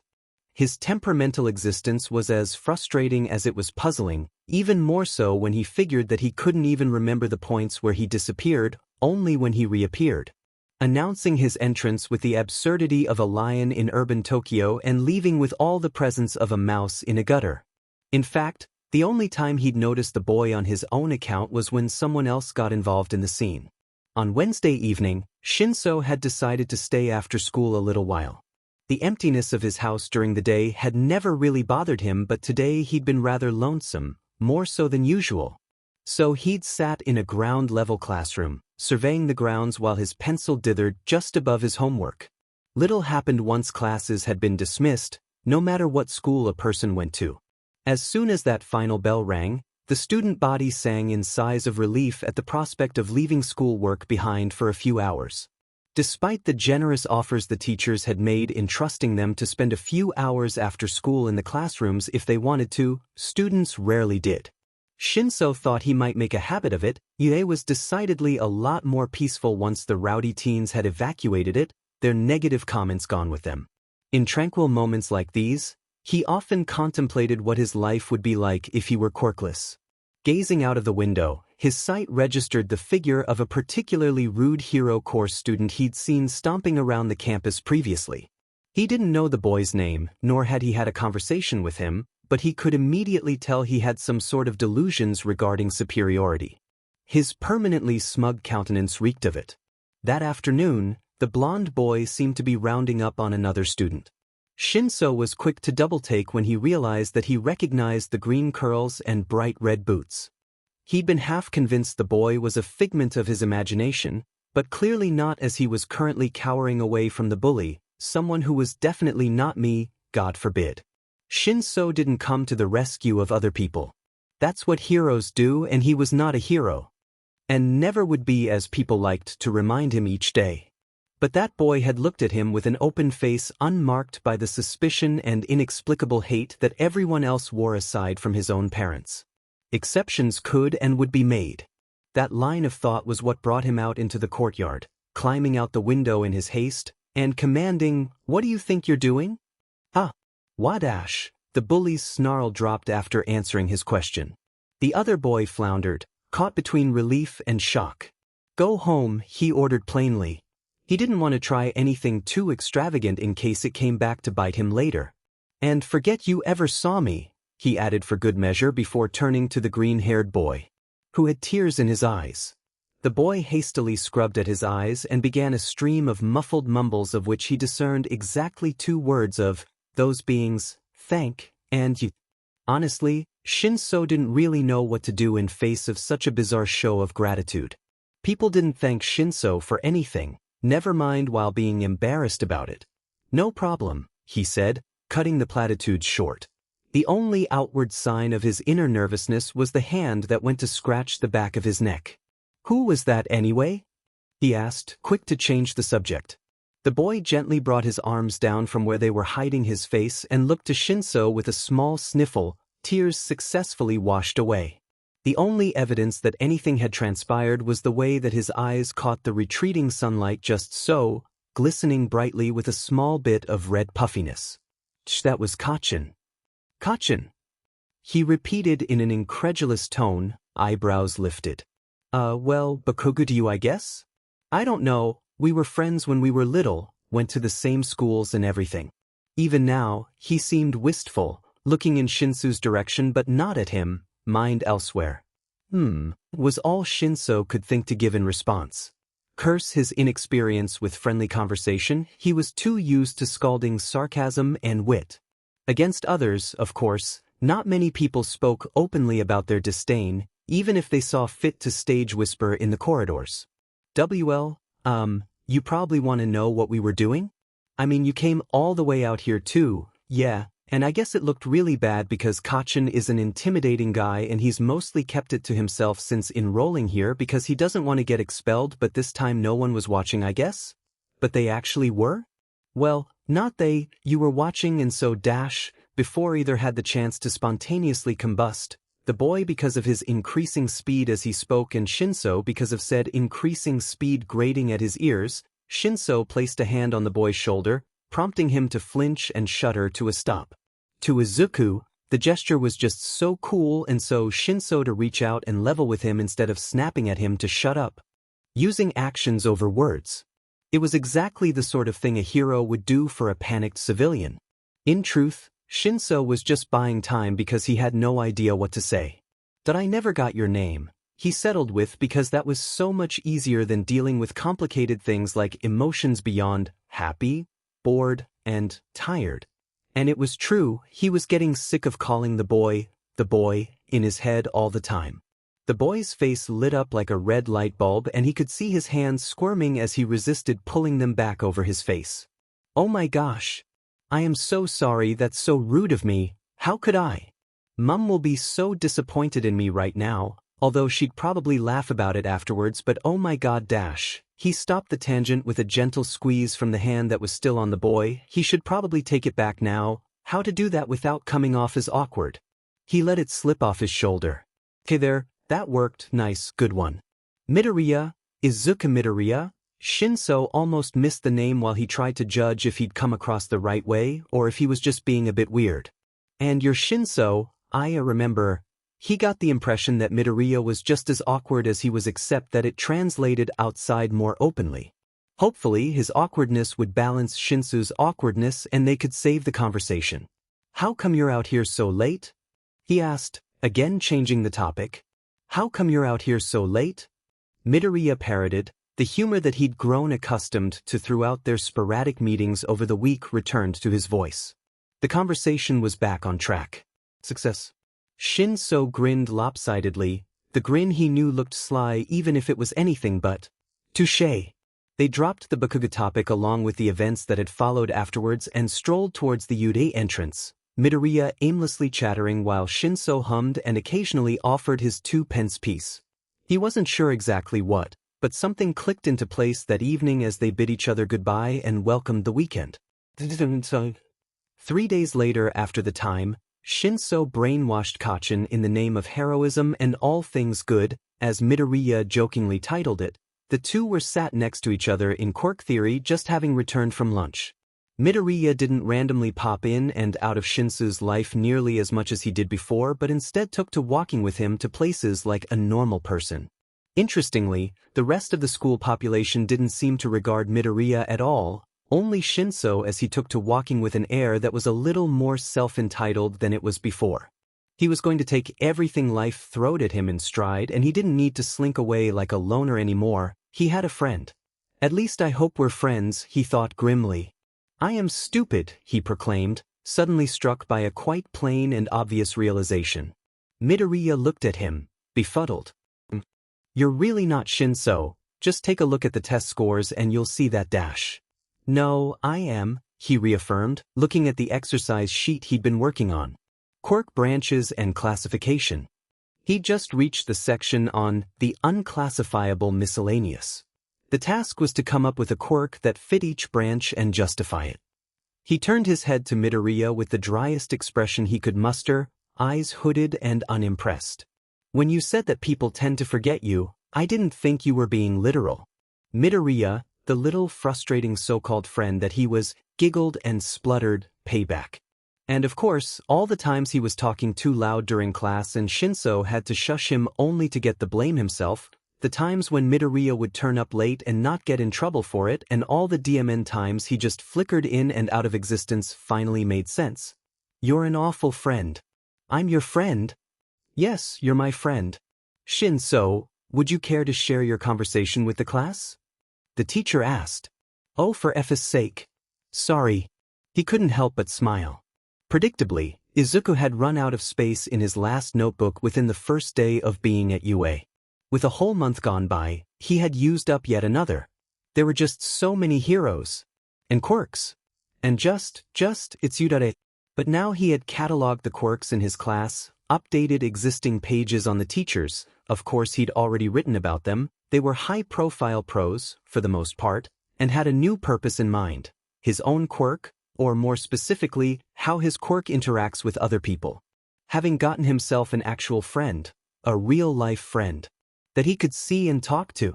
In real life, he could begin the tests he'd had waiting in the back of his mind since he first started documenting the boundaries of his ability. Soon enough, he'd be able to go to a center and prove that he was not in fact as quirkless as everyone had been led to believe. Which was why he was currently prepping for Interactional Test 1.1.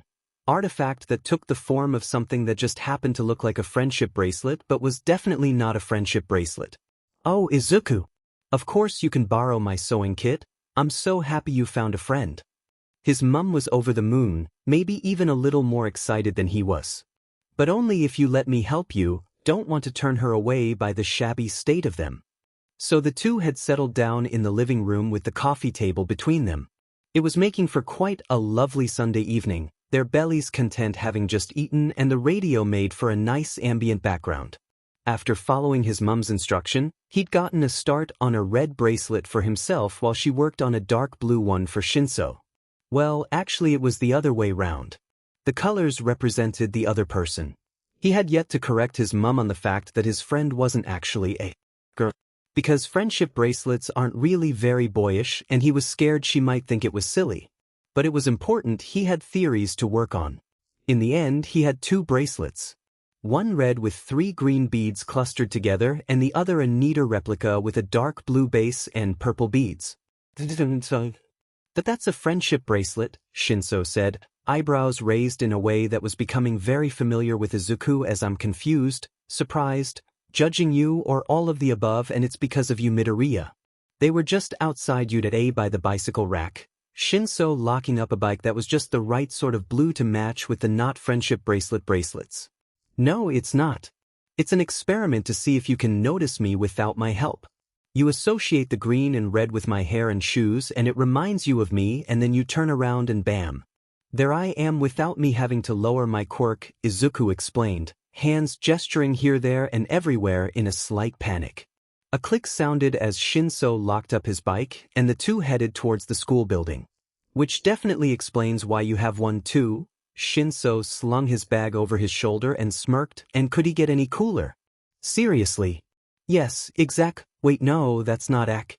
Izuku buried his face in his hands, too busy wallowing in his frustration to notice when Shinso stopped him from walking straight into another student with a pull on his arm. Well, they match. I just thought, matching things are just, my All Might pencil case matches with my All Might rubber and my All Might ruler and, actually that's a lot of All Might for someone who's been questioning his integrity for almost a year, but you get what I mean. Matching things are cool. They stopped just before they got to their form room, or rather Shinso stopped and Izuku had to be pulled back before he walked past the door. I'll wear your friendship bracelet, he said simply. For scientific purposes. I'll wear your friendship bracelet, for science, Shinso amended and they entered the classroom, beelining to their seats at the back. Once settled, they fixed the bracelets onto their wrists and waited for the register, diligently ignoring the not-so-subtle whispering that had followed their entrance. Shinso had assured him that they would settle down eventually. It's not even about you, it's me, but that's not the point. But it hadn't settled and it's been an entire month. Sure, their own class didn't mutter about it as much as they used to, but UA was a massive school, new people were finding out all the time. And of course, as he did with anything nice Izuku had, Kaachan had to get involved. They were sat on their bench in the courtyard during lunch, Izuku enjoying his mum's cooking and Shinso chewing on surprisingly good cafeteria food with a vending machine coffee to the left of him. Apparently, Kaachan had broken speed eating records during the time Izuku had distanced himself from him. Because it was only 10 minutes into lunch and he was approaching them without a meal in sight. Either that or the more logical conclusion. Kaachan had come straight to them. Hey, Deku, purple freak. They turned away from their lunch to see Kaachan stood half a meter from their bench, hand in one pocket and scowl smirking. Izuku honestly wasn't sure one singular word could entirely represent most of the expressions Kaachan made. Shinso gave him a very unimpressed look. What do you want? Your dash? Kaachan froze mid-sentence, face going blank and posture slumping. Even if it was Izuku's second time seeing this, it was still incredibly jarring to witness. Leave us alone, Shinso ordered with a distracted shooing motion, turning back to his lunch. A number of seconds had passed by as Izuku stared at Shinso with awe before his friend finally noticed and gave him a look. That was just so cool. I can't get over your quirk. The posse dash. The possibilities, I know, Shinso cut in halfway through with a bitter tone. You know why he came over? Oh, he took a second to realize the statement was actually a question. Kaachan tries to ruin everything for me, it was only a matter of time. I'm really sorry by the way, Izuku apologized. Honestly, Shinso shouldn't have to put up with his baggage. He already had enough problems without Kaachan trying to bully him out of being friends with him. Okay, that's concerning, Shinso said with one of the expressions Izuku hadn't quite gotten written down yet. His eyebrows were pinched towards the center and he wasn't smiling, smirking or anything like that. Come to think of it, a lot of his expression involved his eyebrows. He had very active brows. What I meant was that he probably heard the rumors. There was a finality to Shinsu's tone that Izuku really didn't like. Those rumors are stupid, really stupid, he declared after finishing his last bite. Shinso moved on to finishing his coffee. They're not that stupid, I have a villain's quirk after all. So do I. That seemed to give Shinso pause, hand frozen holding the coffee still by his lips. I have a villain's quirk, you have a villain's quirk, so what? We're both here, aren't we? He gestured to the school around them in a big motion. They were heroes in training. Well, not really, but they went to a hero school. Villains just wouldn't go here because that's not what villains do, thus they were not villains. Shinso recovered from his momentary shock, taking a long sip from his coffee and throwing it into the bin a short distance from them. Once he turned back to Izuku, he was back to smirking, or was that just a smile? I suppose we could be anti-heroes. Anti-heroes. Izuku could work with that. There was an infiltration. At UA. The first infiltration in over 2 decades. Izuku knows this because UA prides itself on its advanced security and he just had to fact-check that. It's supposed to be the safest place there is. Despite this, he was currently being jostled in a swarm of students trying to go anywhere but getting absolutely nowhere. He was holding onto Shinsu's arm as if his life depended on it. It probably did. His quirk didn't exactly encourage people to avoid bumping into him on an almost empty pavement, never mind a packed corridor full of panicking students. The most awful part of the whole ordeal was not the squishing, the shoving or the lack of space. No, it was the smell. Students stink. This is exactly why Izuku puts on his 24-hour hero smell-on approved deodorant each morning. While he was willing to bet that no one would be able to follow a smell to him, he was considerate of people's noses, something the majority of the school population seemed to be incapable of considering. It was bad enough when you walk past one sweaty person, never mind a whole group smushed up against you. I hate my life. Shinso summed it up pretty nicely, cheek pressed against the window. Izuku was just behind him, oblivious to the way the grip on his arm was probably a little painful.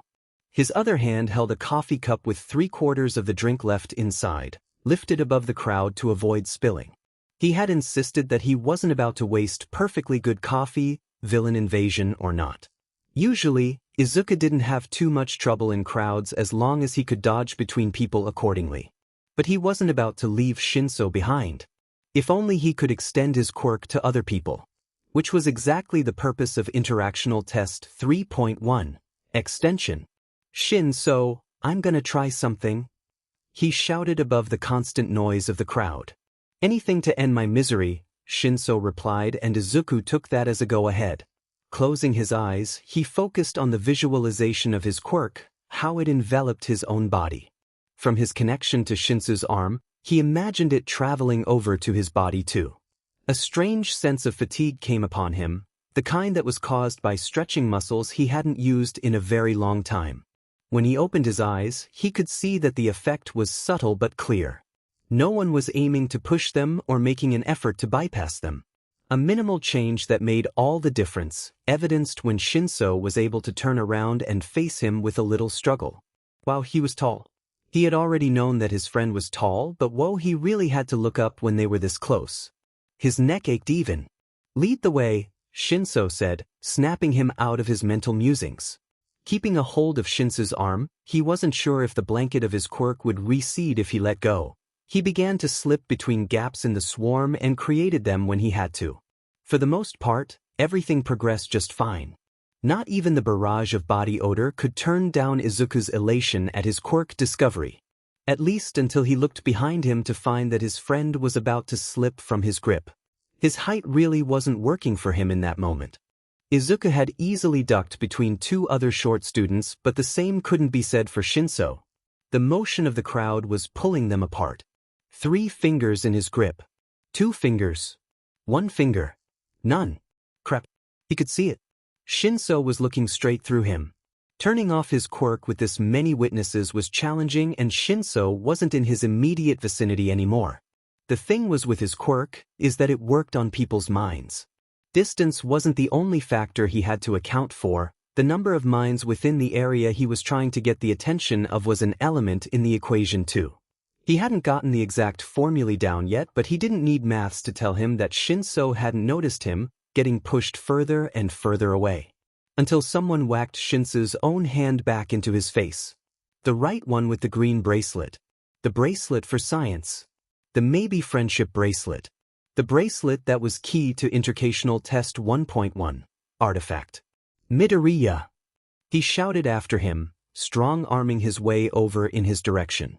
Grinning, Izuku reached out his arm as far as he could between the shoulders of two students and just about grasped onto Shinso's hand despite the bodies between them. The visualization was quicker this time, even if only minutely, but the fatigue came back twofold. He almost slipped from Shinso's hand, but luckily the grip was tight on the other end. Roughly 20 stinking students later, they'd breached the exit and spilt out with the rest of the students at the forefront of the crowd. Izuku almost fell with the sudden lack of obstacles in front of him, but Shinso kept him upright. I think my personal hell will just be a cycle of the past half an hour on repeat, Shinso commented once they were in their class line in the fire drill area, coffee miraculously still in hand. It's very motivating for not becoming a villain. Definitely, Izuku agreed while patting down his uniform. I swear half the people in this school don't wear deodorant, he'd never missed fresh air more. He took a big deep breath and sighed. At least we know your friendship bracelet works, Shinso said, brandishing said bracelet like a gauntlet. I'm never taking it off, by the way, even if your experiment is over. I won't let you jump me anymore.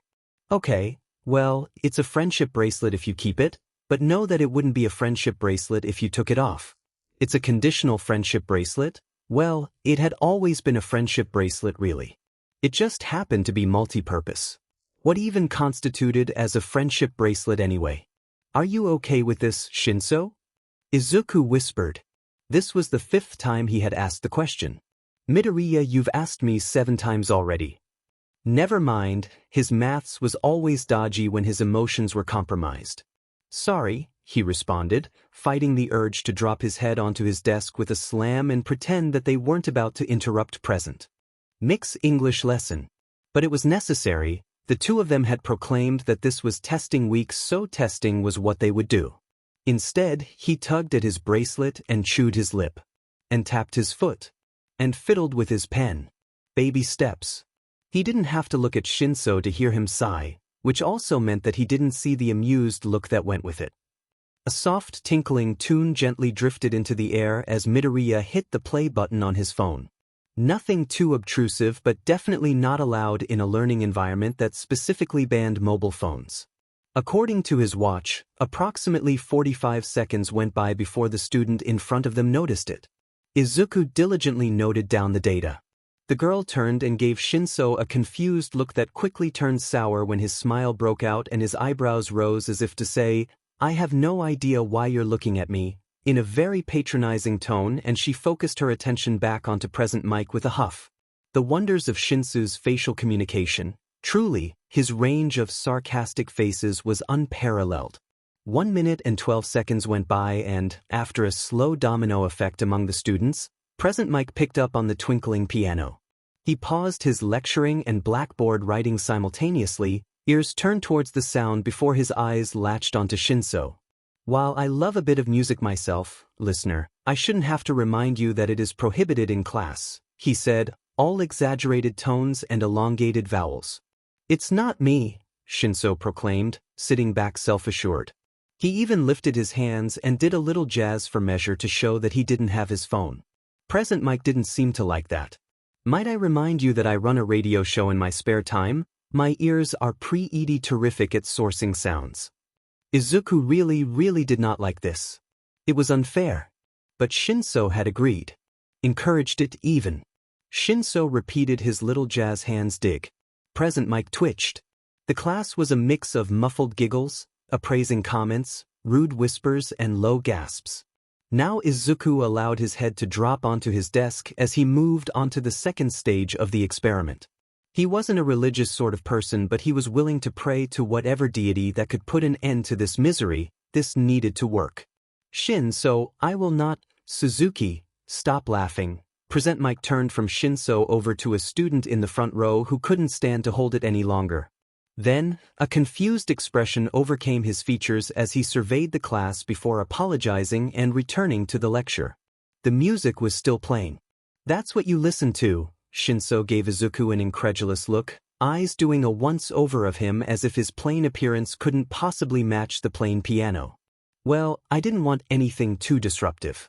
That would be rude. Izuku shrugged awkwardly and extended his quirk's effect over to Shinso so that they wouldn't disrupt class. Any more than they had. That wasn't a no, Shinso pointed out with a smirk before taking his gaze off Izuku and looking ahead, writing down notes as he spoke. I had you pegged down as the kind of guy who exclusively listened to hero jingles. What? And no, I wouldn't dash. Izuku stumbled over his words and found himself at an impasse, so he switched the music off with a harsh click and took a breath. Maybe I have a couple jingles saved, he admitted slowly. But that's not all I have downloaded. Echimif, Shinso snorted, called it? You didn't call anything. You said, exclusively, and, well, have a look for yourself. He moved his phone into Shinso's face, who made a funny noise that was suspiciously close to a squawk, but Shinso was too cool for squawking in surprise, so it was probably a calm verbal acknowledgement of unexpected events or something, and juggled the phone until he caught it when Izuku dropped it. When it was secure in his hands, Shinso's surprised face morphed into contemplative and then considering as his eyebrows rose. He scrolled a few times and Izuku knew he hadn't reached the end of his library by the time he'd decided he'd had enough and returned his phone.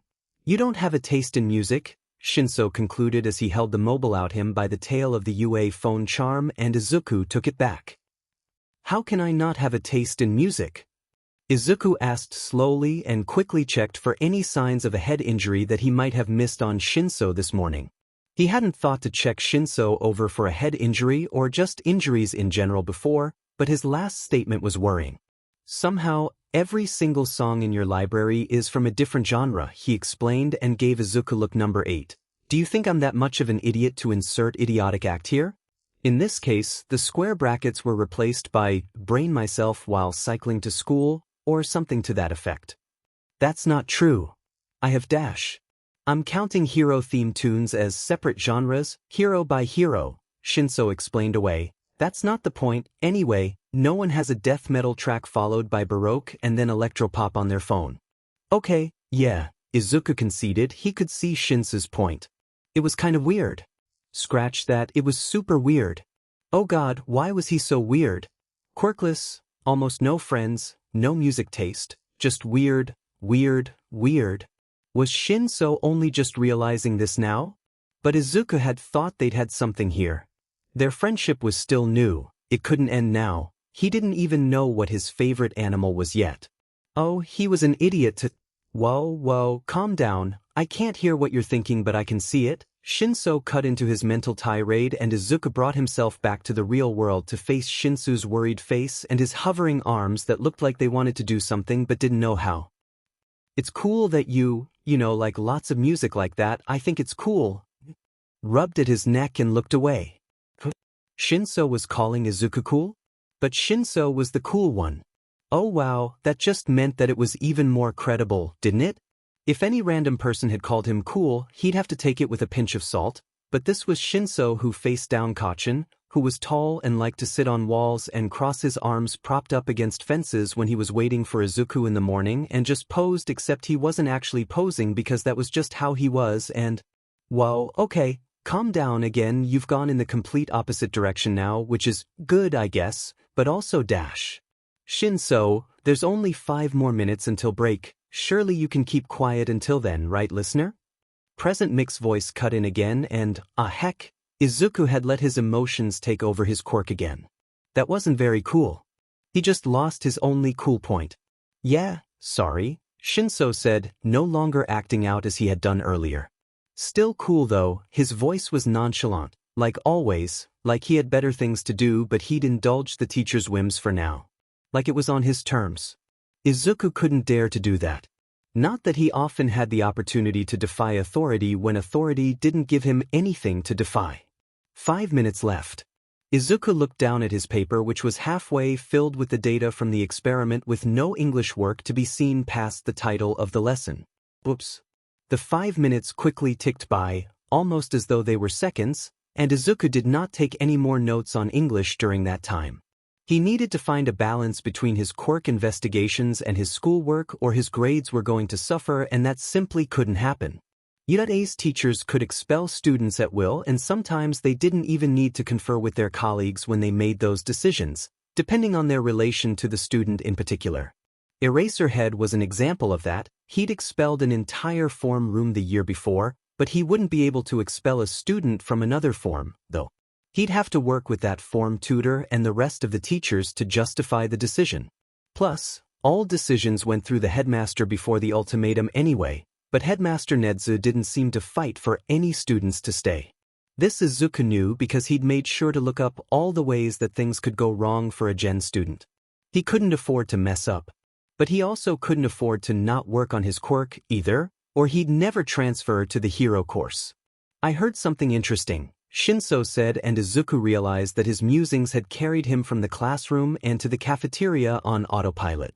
Class 1A are taking a trip to a facility on the grounds. He flipped a coin in his right hand, the other hand in his trouser pocket, and they got in line for the coffee machine. Where did you find that out? Izuku asked. This sounded like something secret. He hadn't heard anything about it. Then again, he had the habit of falling into his own head, even if he was pretty good at eavesdropping due to his quirk.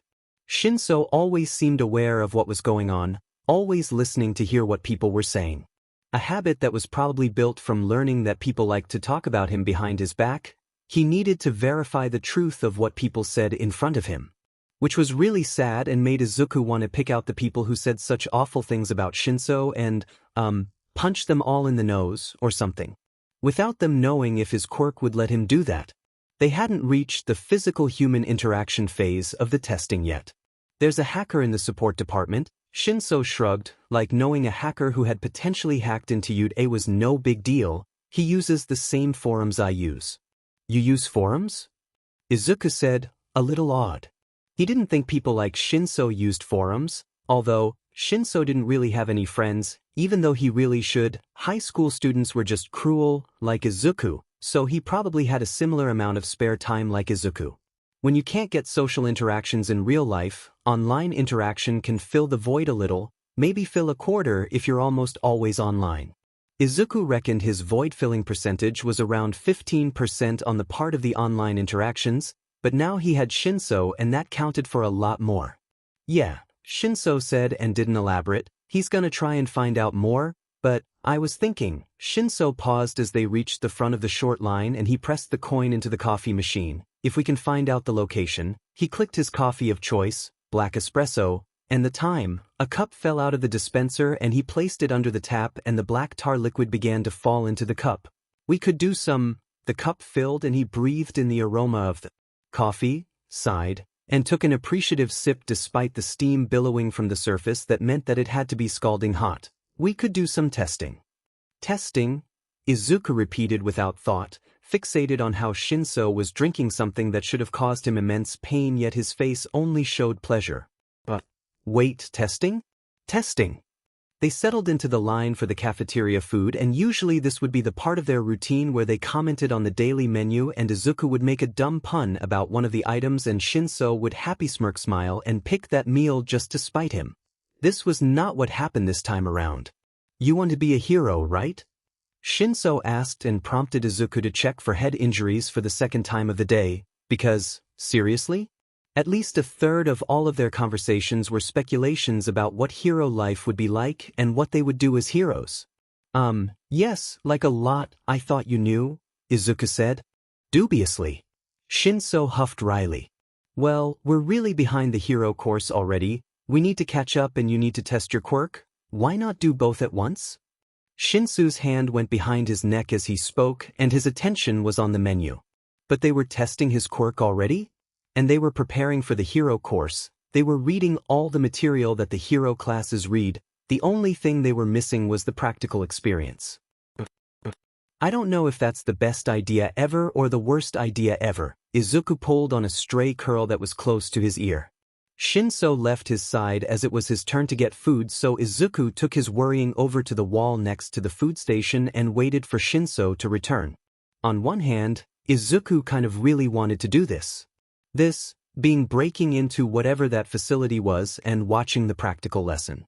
Shinso was right, they were behind, and this would be the perfect opportunity for testing his quirk in a situation that was accurate to life. As a hero, he'd be doing a lot of sneaking around in high-pressure environments against seasoned villains. There was a big difference between masking a conversation from the teacher while in class and slipping undetected into a villain's lair. On the other hand, this was super against the rules. Shinso came back with a tray in hand laden with tempura and his half-empty espresso, and they fell into their routine of walking to their courtyard bench. "Do you think it's a good idea?" Shinso asked, and if Izuku didn't know better, he'd think he sounded nervous. "Yeah," Izuku said, because he honestly did.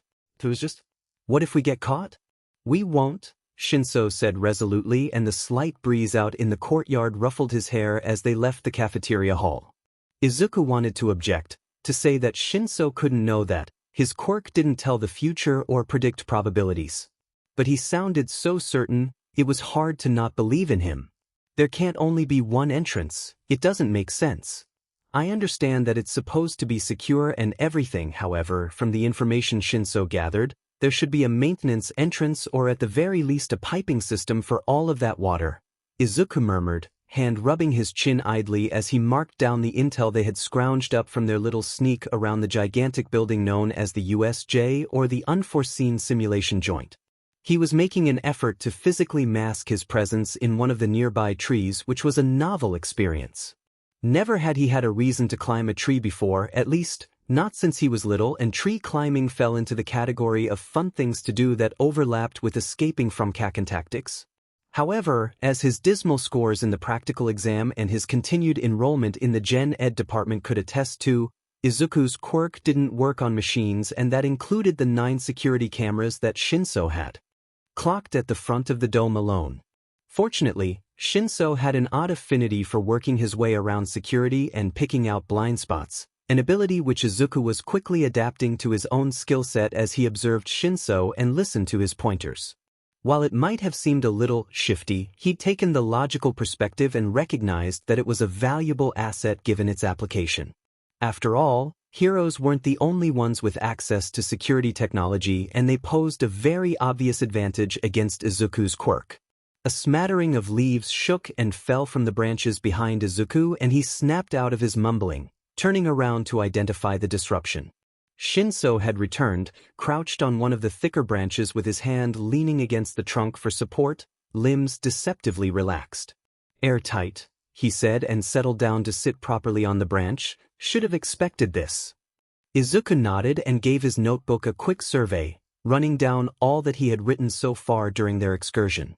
The first paragraph was now littered with crosses and ticks, as well as the occasional arrow that connected one sentence to later paragraphs. It was all assumption-based. He'd written it on their journey to the USJ, which had been long. If they wanted to watch Class 1A tomorrow, they'd either have to wake up extremely early or camp either nearby or inside of the USJ. Given the dark sky and how they had used the dwindling light of the evening for cover, there was no point in making the long journey home just to leave as soon as they reached their front doors to go back again. At least it had given him ample time to sketch out his hypotheses and ideas so that they could be explored when they arrived. The paragraphs and notes that had followed the first block were based on the evidence of their investigations on site, and their findings didn't allow them much leeway for any infiltration plans. On one hand, that was a very good thing, as it meant that villains would have an incredibly hard time breaking into the USJ, as was par for the course for UA buildings in general. On the other hand, it also meant that Shinso and Izuku were having a difficult time coming up with a way to enter that didn't involve following the class inside, walking under all of the security cameras as they did so. Again, technology was his crux. He could fool organic eyes just fine, but mechanical optics? Might as well sneak into the VIP lounge at a hero convention quirkless. The odds were the exact same. He dragged his capped pen down each line as he scanned them until he came to a pause and tapped one word in particular: mains. "Your source said it's some kind of natural disaster simulator, right?" he asked, not taking his eyes from the page. Yup, Shinso confirmed, popping the P. The most common natural disasters that Japan faces are earthquakes due to our position over intersecting fault lines, and with earthquakes come tsunamis and flooding, which means water and lots of it. He looked up to Shinso, whose seemingly perpetually bored face had flickers of amusement pulling at the edges of his features, which means pipes. Big ones. We need to find the mains. I'd say that's our best bet. Not sure why I didn't think of that. Shinso smiled and Izuku smiled in response. He'd found a solution and it was their best bet. And then dropped the smile in tandem with Shinso as a slight troubled crease appeared between his brows. I get the feeling that the water running through those pipes will be high pressure and that the likelihood of my drowning is pretty high. I can't swim. You can't swim? Izuku said slowly but not in a condescending way. This was Shinso they were talking about. So far, there had been nothing that Shinso hadn't seemed to be capable of aside from completing the practical exam, and that didn't even come close to speaking for his ability to one day work as a hero. Yeah, Shinso said and shifted uncomfortably, the motion minute, yet Izuku had gotten pretty good at noticing the patterns in Shinso's movements and connecting them to meaning. Shinso didn't like to play up any disadvantages, or even play them at all if he could help it. Those disadvantages extended from the cons of his quirk and over to anything he could perceive as a weakness, including vulnerable emotions. He and Izuku were very different in that regard, like they were very different in many ways. Izuku had a tendency to wear his heart on his sleeves and had never thought to change that until he noticed that Shinso very much did not do that. Hardly anyone noticed Izuku anyway. There was no point in trying to hide when he was already so thoroughly hidden. There were no consequences. Well, when Kaachan wasn't around there wasn't any. But he didn't need to show any particular weaknesses to Kaachan. Izuku's entire being presented itself as one big weakness in Kaachan's eyes. Shinso wasn't hidden. Or, at least, he wasn't hidden when he wasn't with Izuku. In fact, he was the opposite. He was the center of negative attention, the kind of attention that brewed unwarranted hate and unkindness from those on the outside. Anything he did that wasn't exemplary of an upstanding citizen could be used to confirm stupid biases, and any vulnerabilities could be lorded over him. The realization had come to Izuku in bits and pieces that slotted together to form a picture that wasn't yet complete, but he felt like he had put together enough to know not to pry and to silently accommodate where possible instead. And, with the realization, he had been able to more or less attune himself to what Shinso did let slip, involuntary or otherwise. He didn't catch everything, suspected he missed a lot, actually, but he swore he would learn all of his tells and twitches one day, which was why he knew exactly how he'd messed up the instant he noted the uncomfortable shifting. Izuku was embarrassing Shinso, and his stomach dropped because that had not been his intention at all. I mean, not that that's a bad thing. I'm sure plenty of people can't swim. In fact, let me look that up. There's gotta be a statistic for it. The words left his mouth in a splurge as he grabbed his phone from his pocket with one hand, his other making placating gestures that were twinged with panic. I bet there are some heroes that can't swim. It's not like it's a high-in-demand skill, is it? Unless you're a search and rescue hero, or if your quirk is water-based, or, oh look, here. He moved the phone into Shinso's face, just barely catching that the first result had said, over 4 billion people can't swim. See? Shinso let out a huff of air and gently pushed Izuku's hand out of his face, revealing the wry expression that had taken over the discomfort from before. I get it, he muttered with a shake of his head. No need for the fuss. Right? Izuku said, coming down from the panic, his own sense of embarrassment filling the space it left behind. I went a little overboard, like usual. Like usual? Shinso copied him and flicked Izuku's shoulder, shocking him out of the quickly simmering regret that was pooling in his chest. I wouldn't worry about it, though. He shrugged and looked away, almost as if he was embarrassed again, and then cleared his throat. I think we should check out the mains anyway. There's got to be some kind of maintenance access, you would think.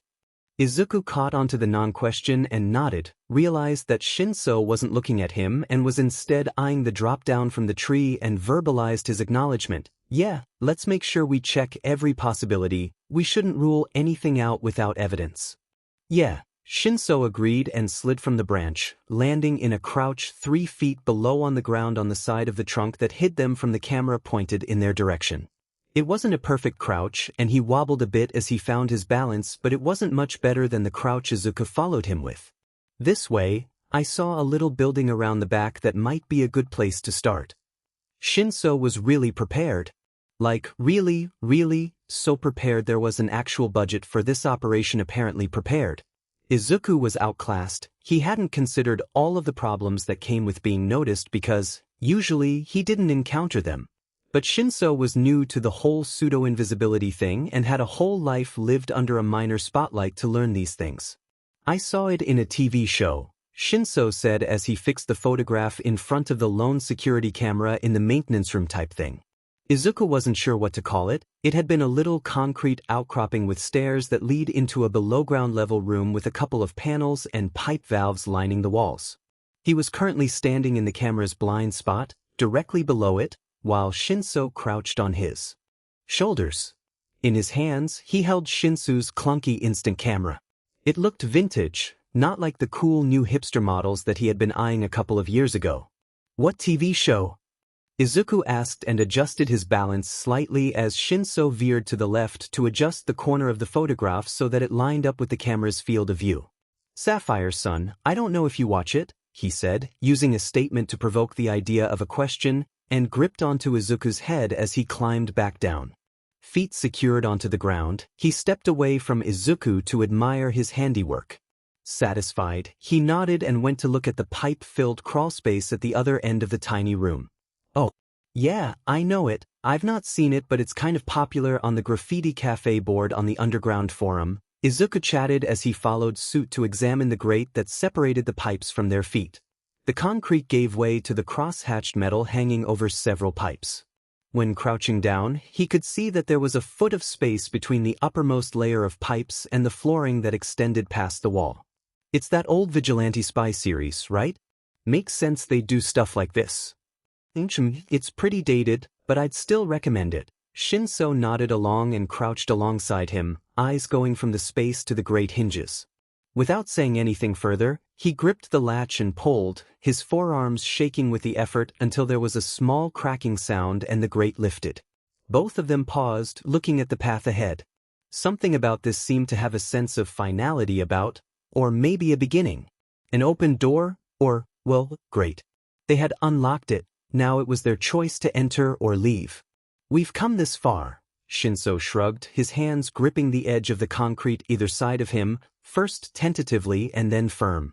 Decision made, he slipped from his crouched position so that his legs dangled over the edge and then made the push to stand on the largest pipe, one hand still on the ledge to steady himself. An ominous creak sounded and he ducked to distribute his weight more evenly, going from eye level with Izuku to having just the tufts of his hair visible over the ledge. All right, he breathed, barely audible, and started crawling. Watching Shinso make quick progress into the darkness ahead, Izuku hurried to follow and winced at the loud clanking noise he made in his haste. For the most part, the pipes seemed strong, but he wasn't going to chance any of the more spindly-looking ones.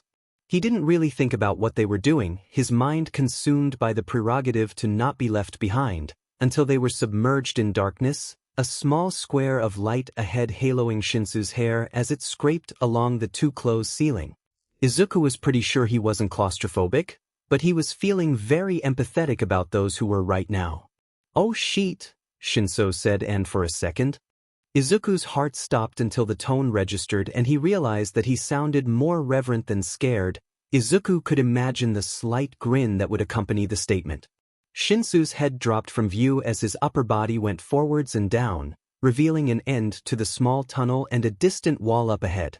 This will be, he said, voice strained, as the rest of him left the tunnel as well, easier. He huffed and there was the sound of metal lightly clicking against metal. On the way back, he finished with a sigh, head popping up into the square, the right way up.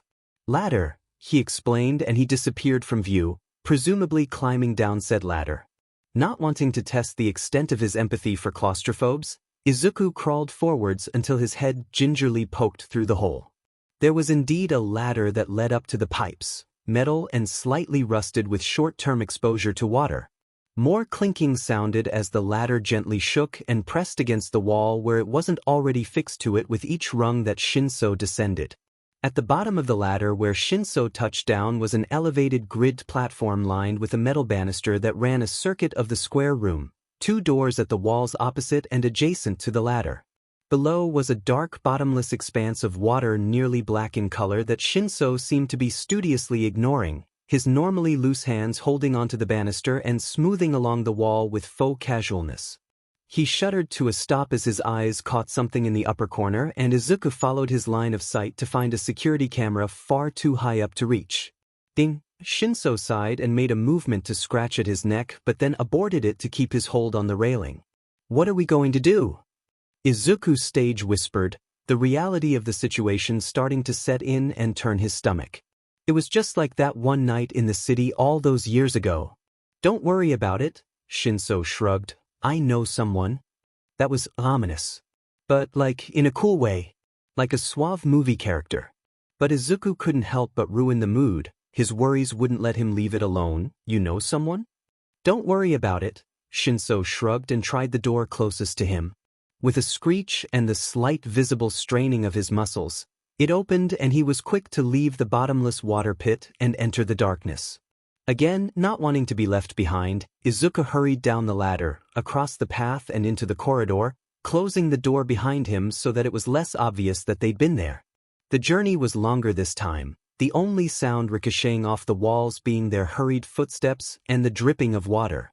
When he trailed his fingers along the wall for a brief couple of seconds, he could feel the vibrations of flowing water interspaced with their steps.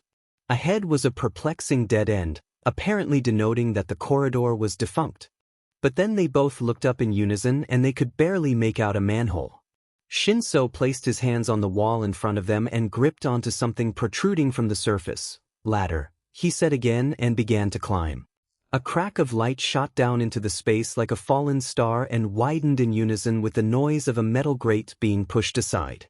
Silence fell over them at the final clank of the grate settling, light filtering through, less abrasive in its appearance now that his eyes had been given time to adjust, silhouetting Shinsu's form as he took a peek. He dipped down, a look of unabashed relief and disbelief on his face, and said, "We're in."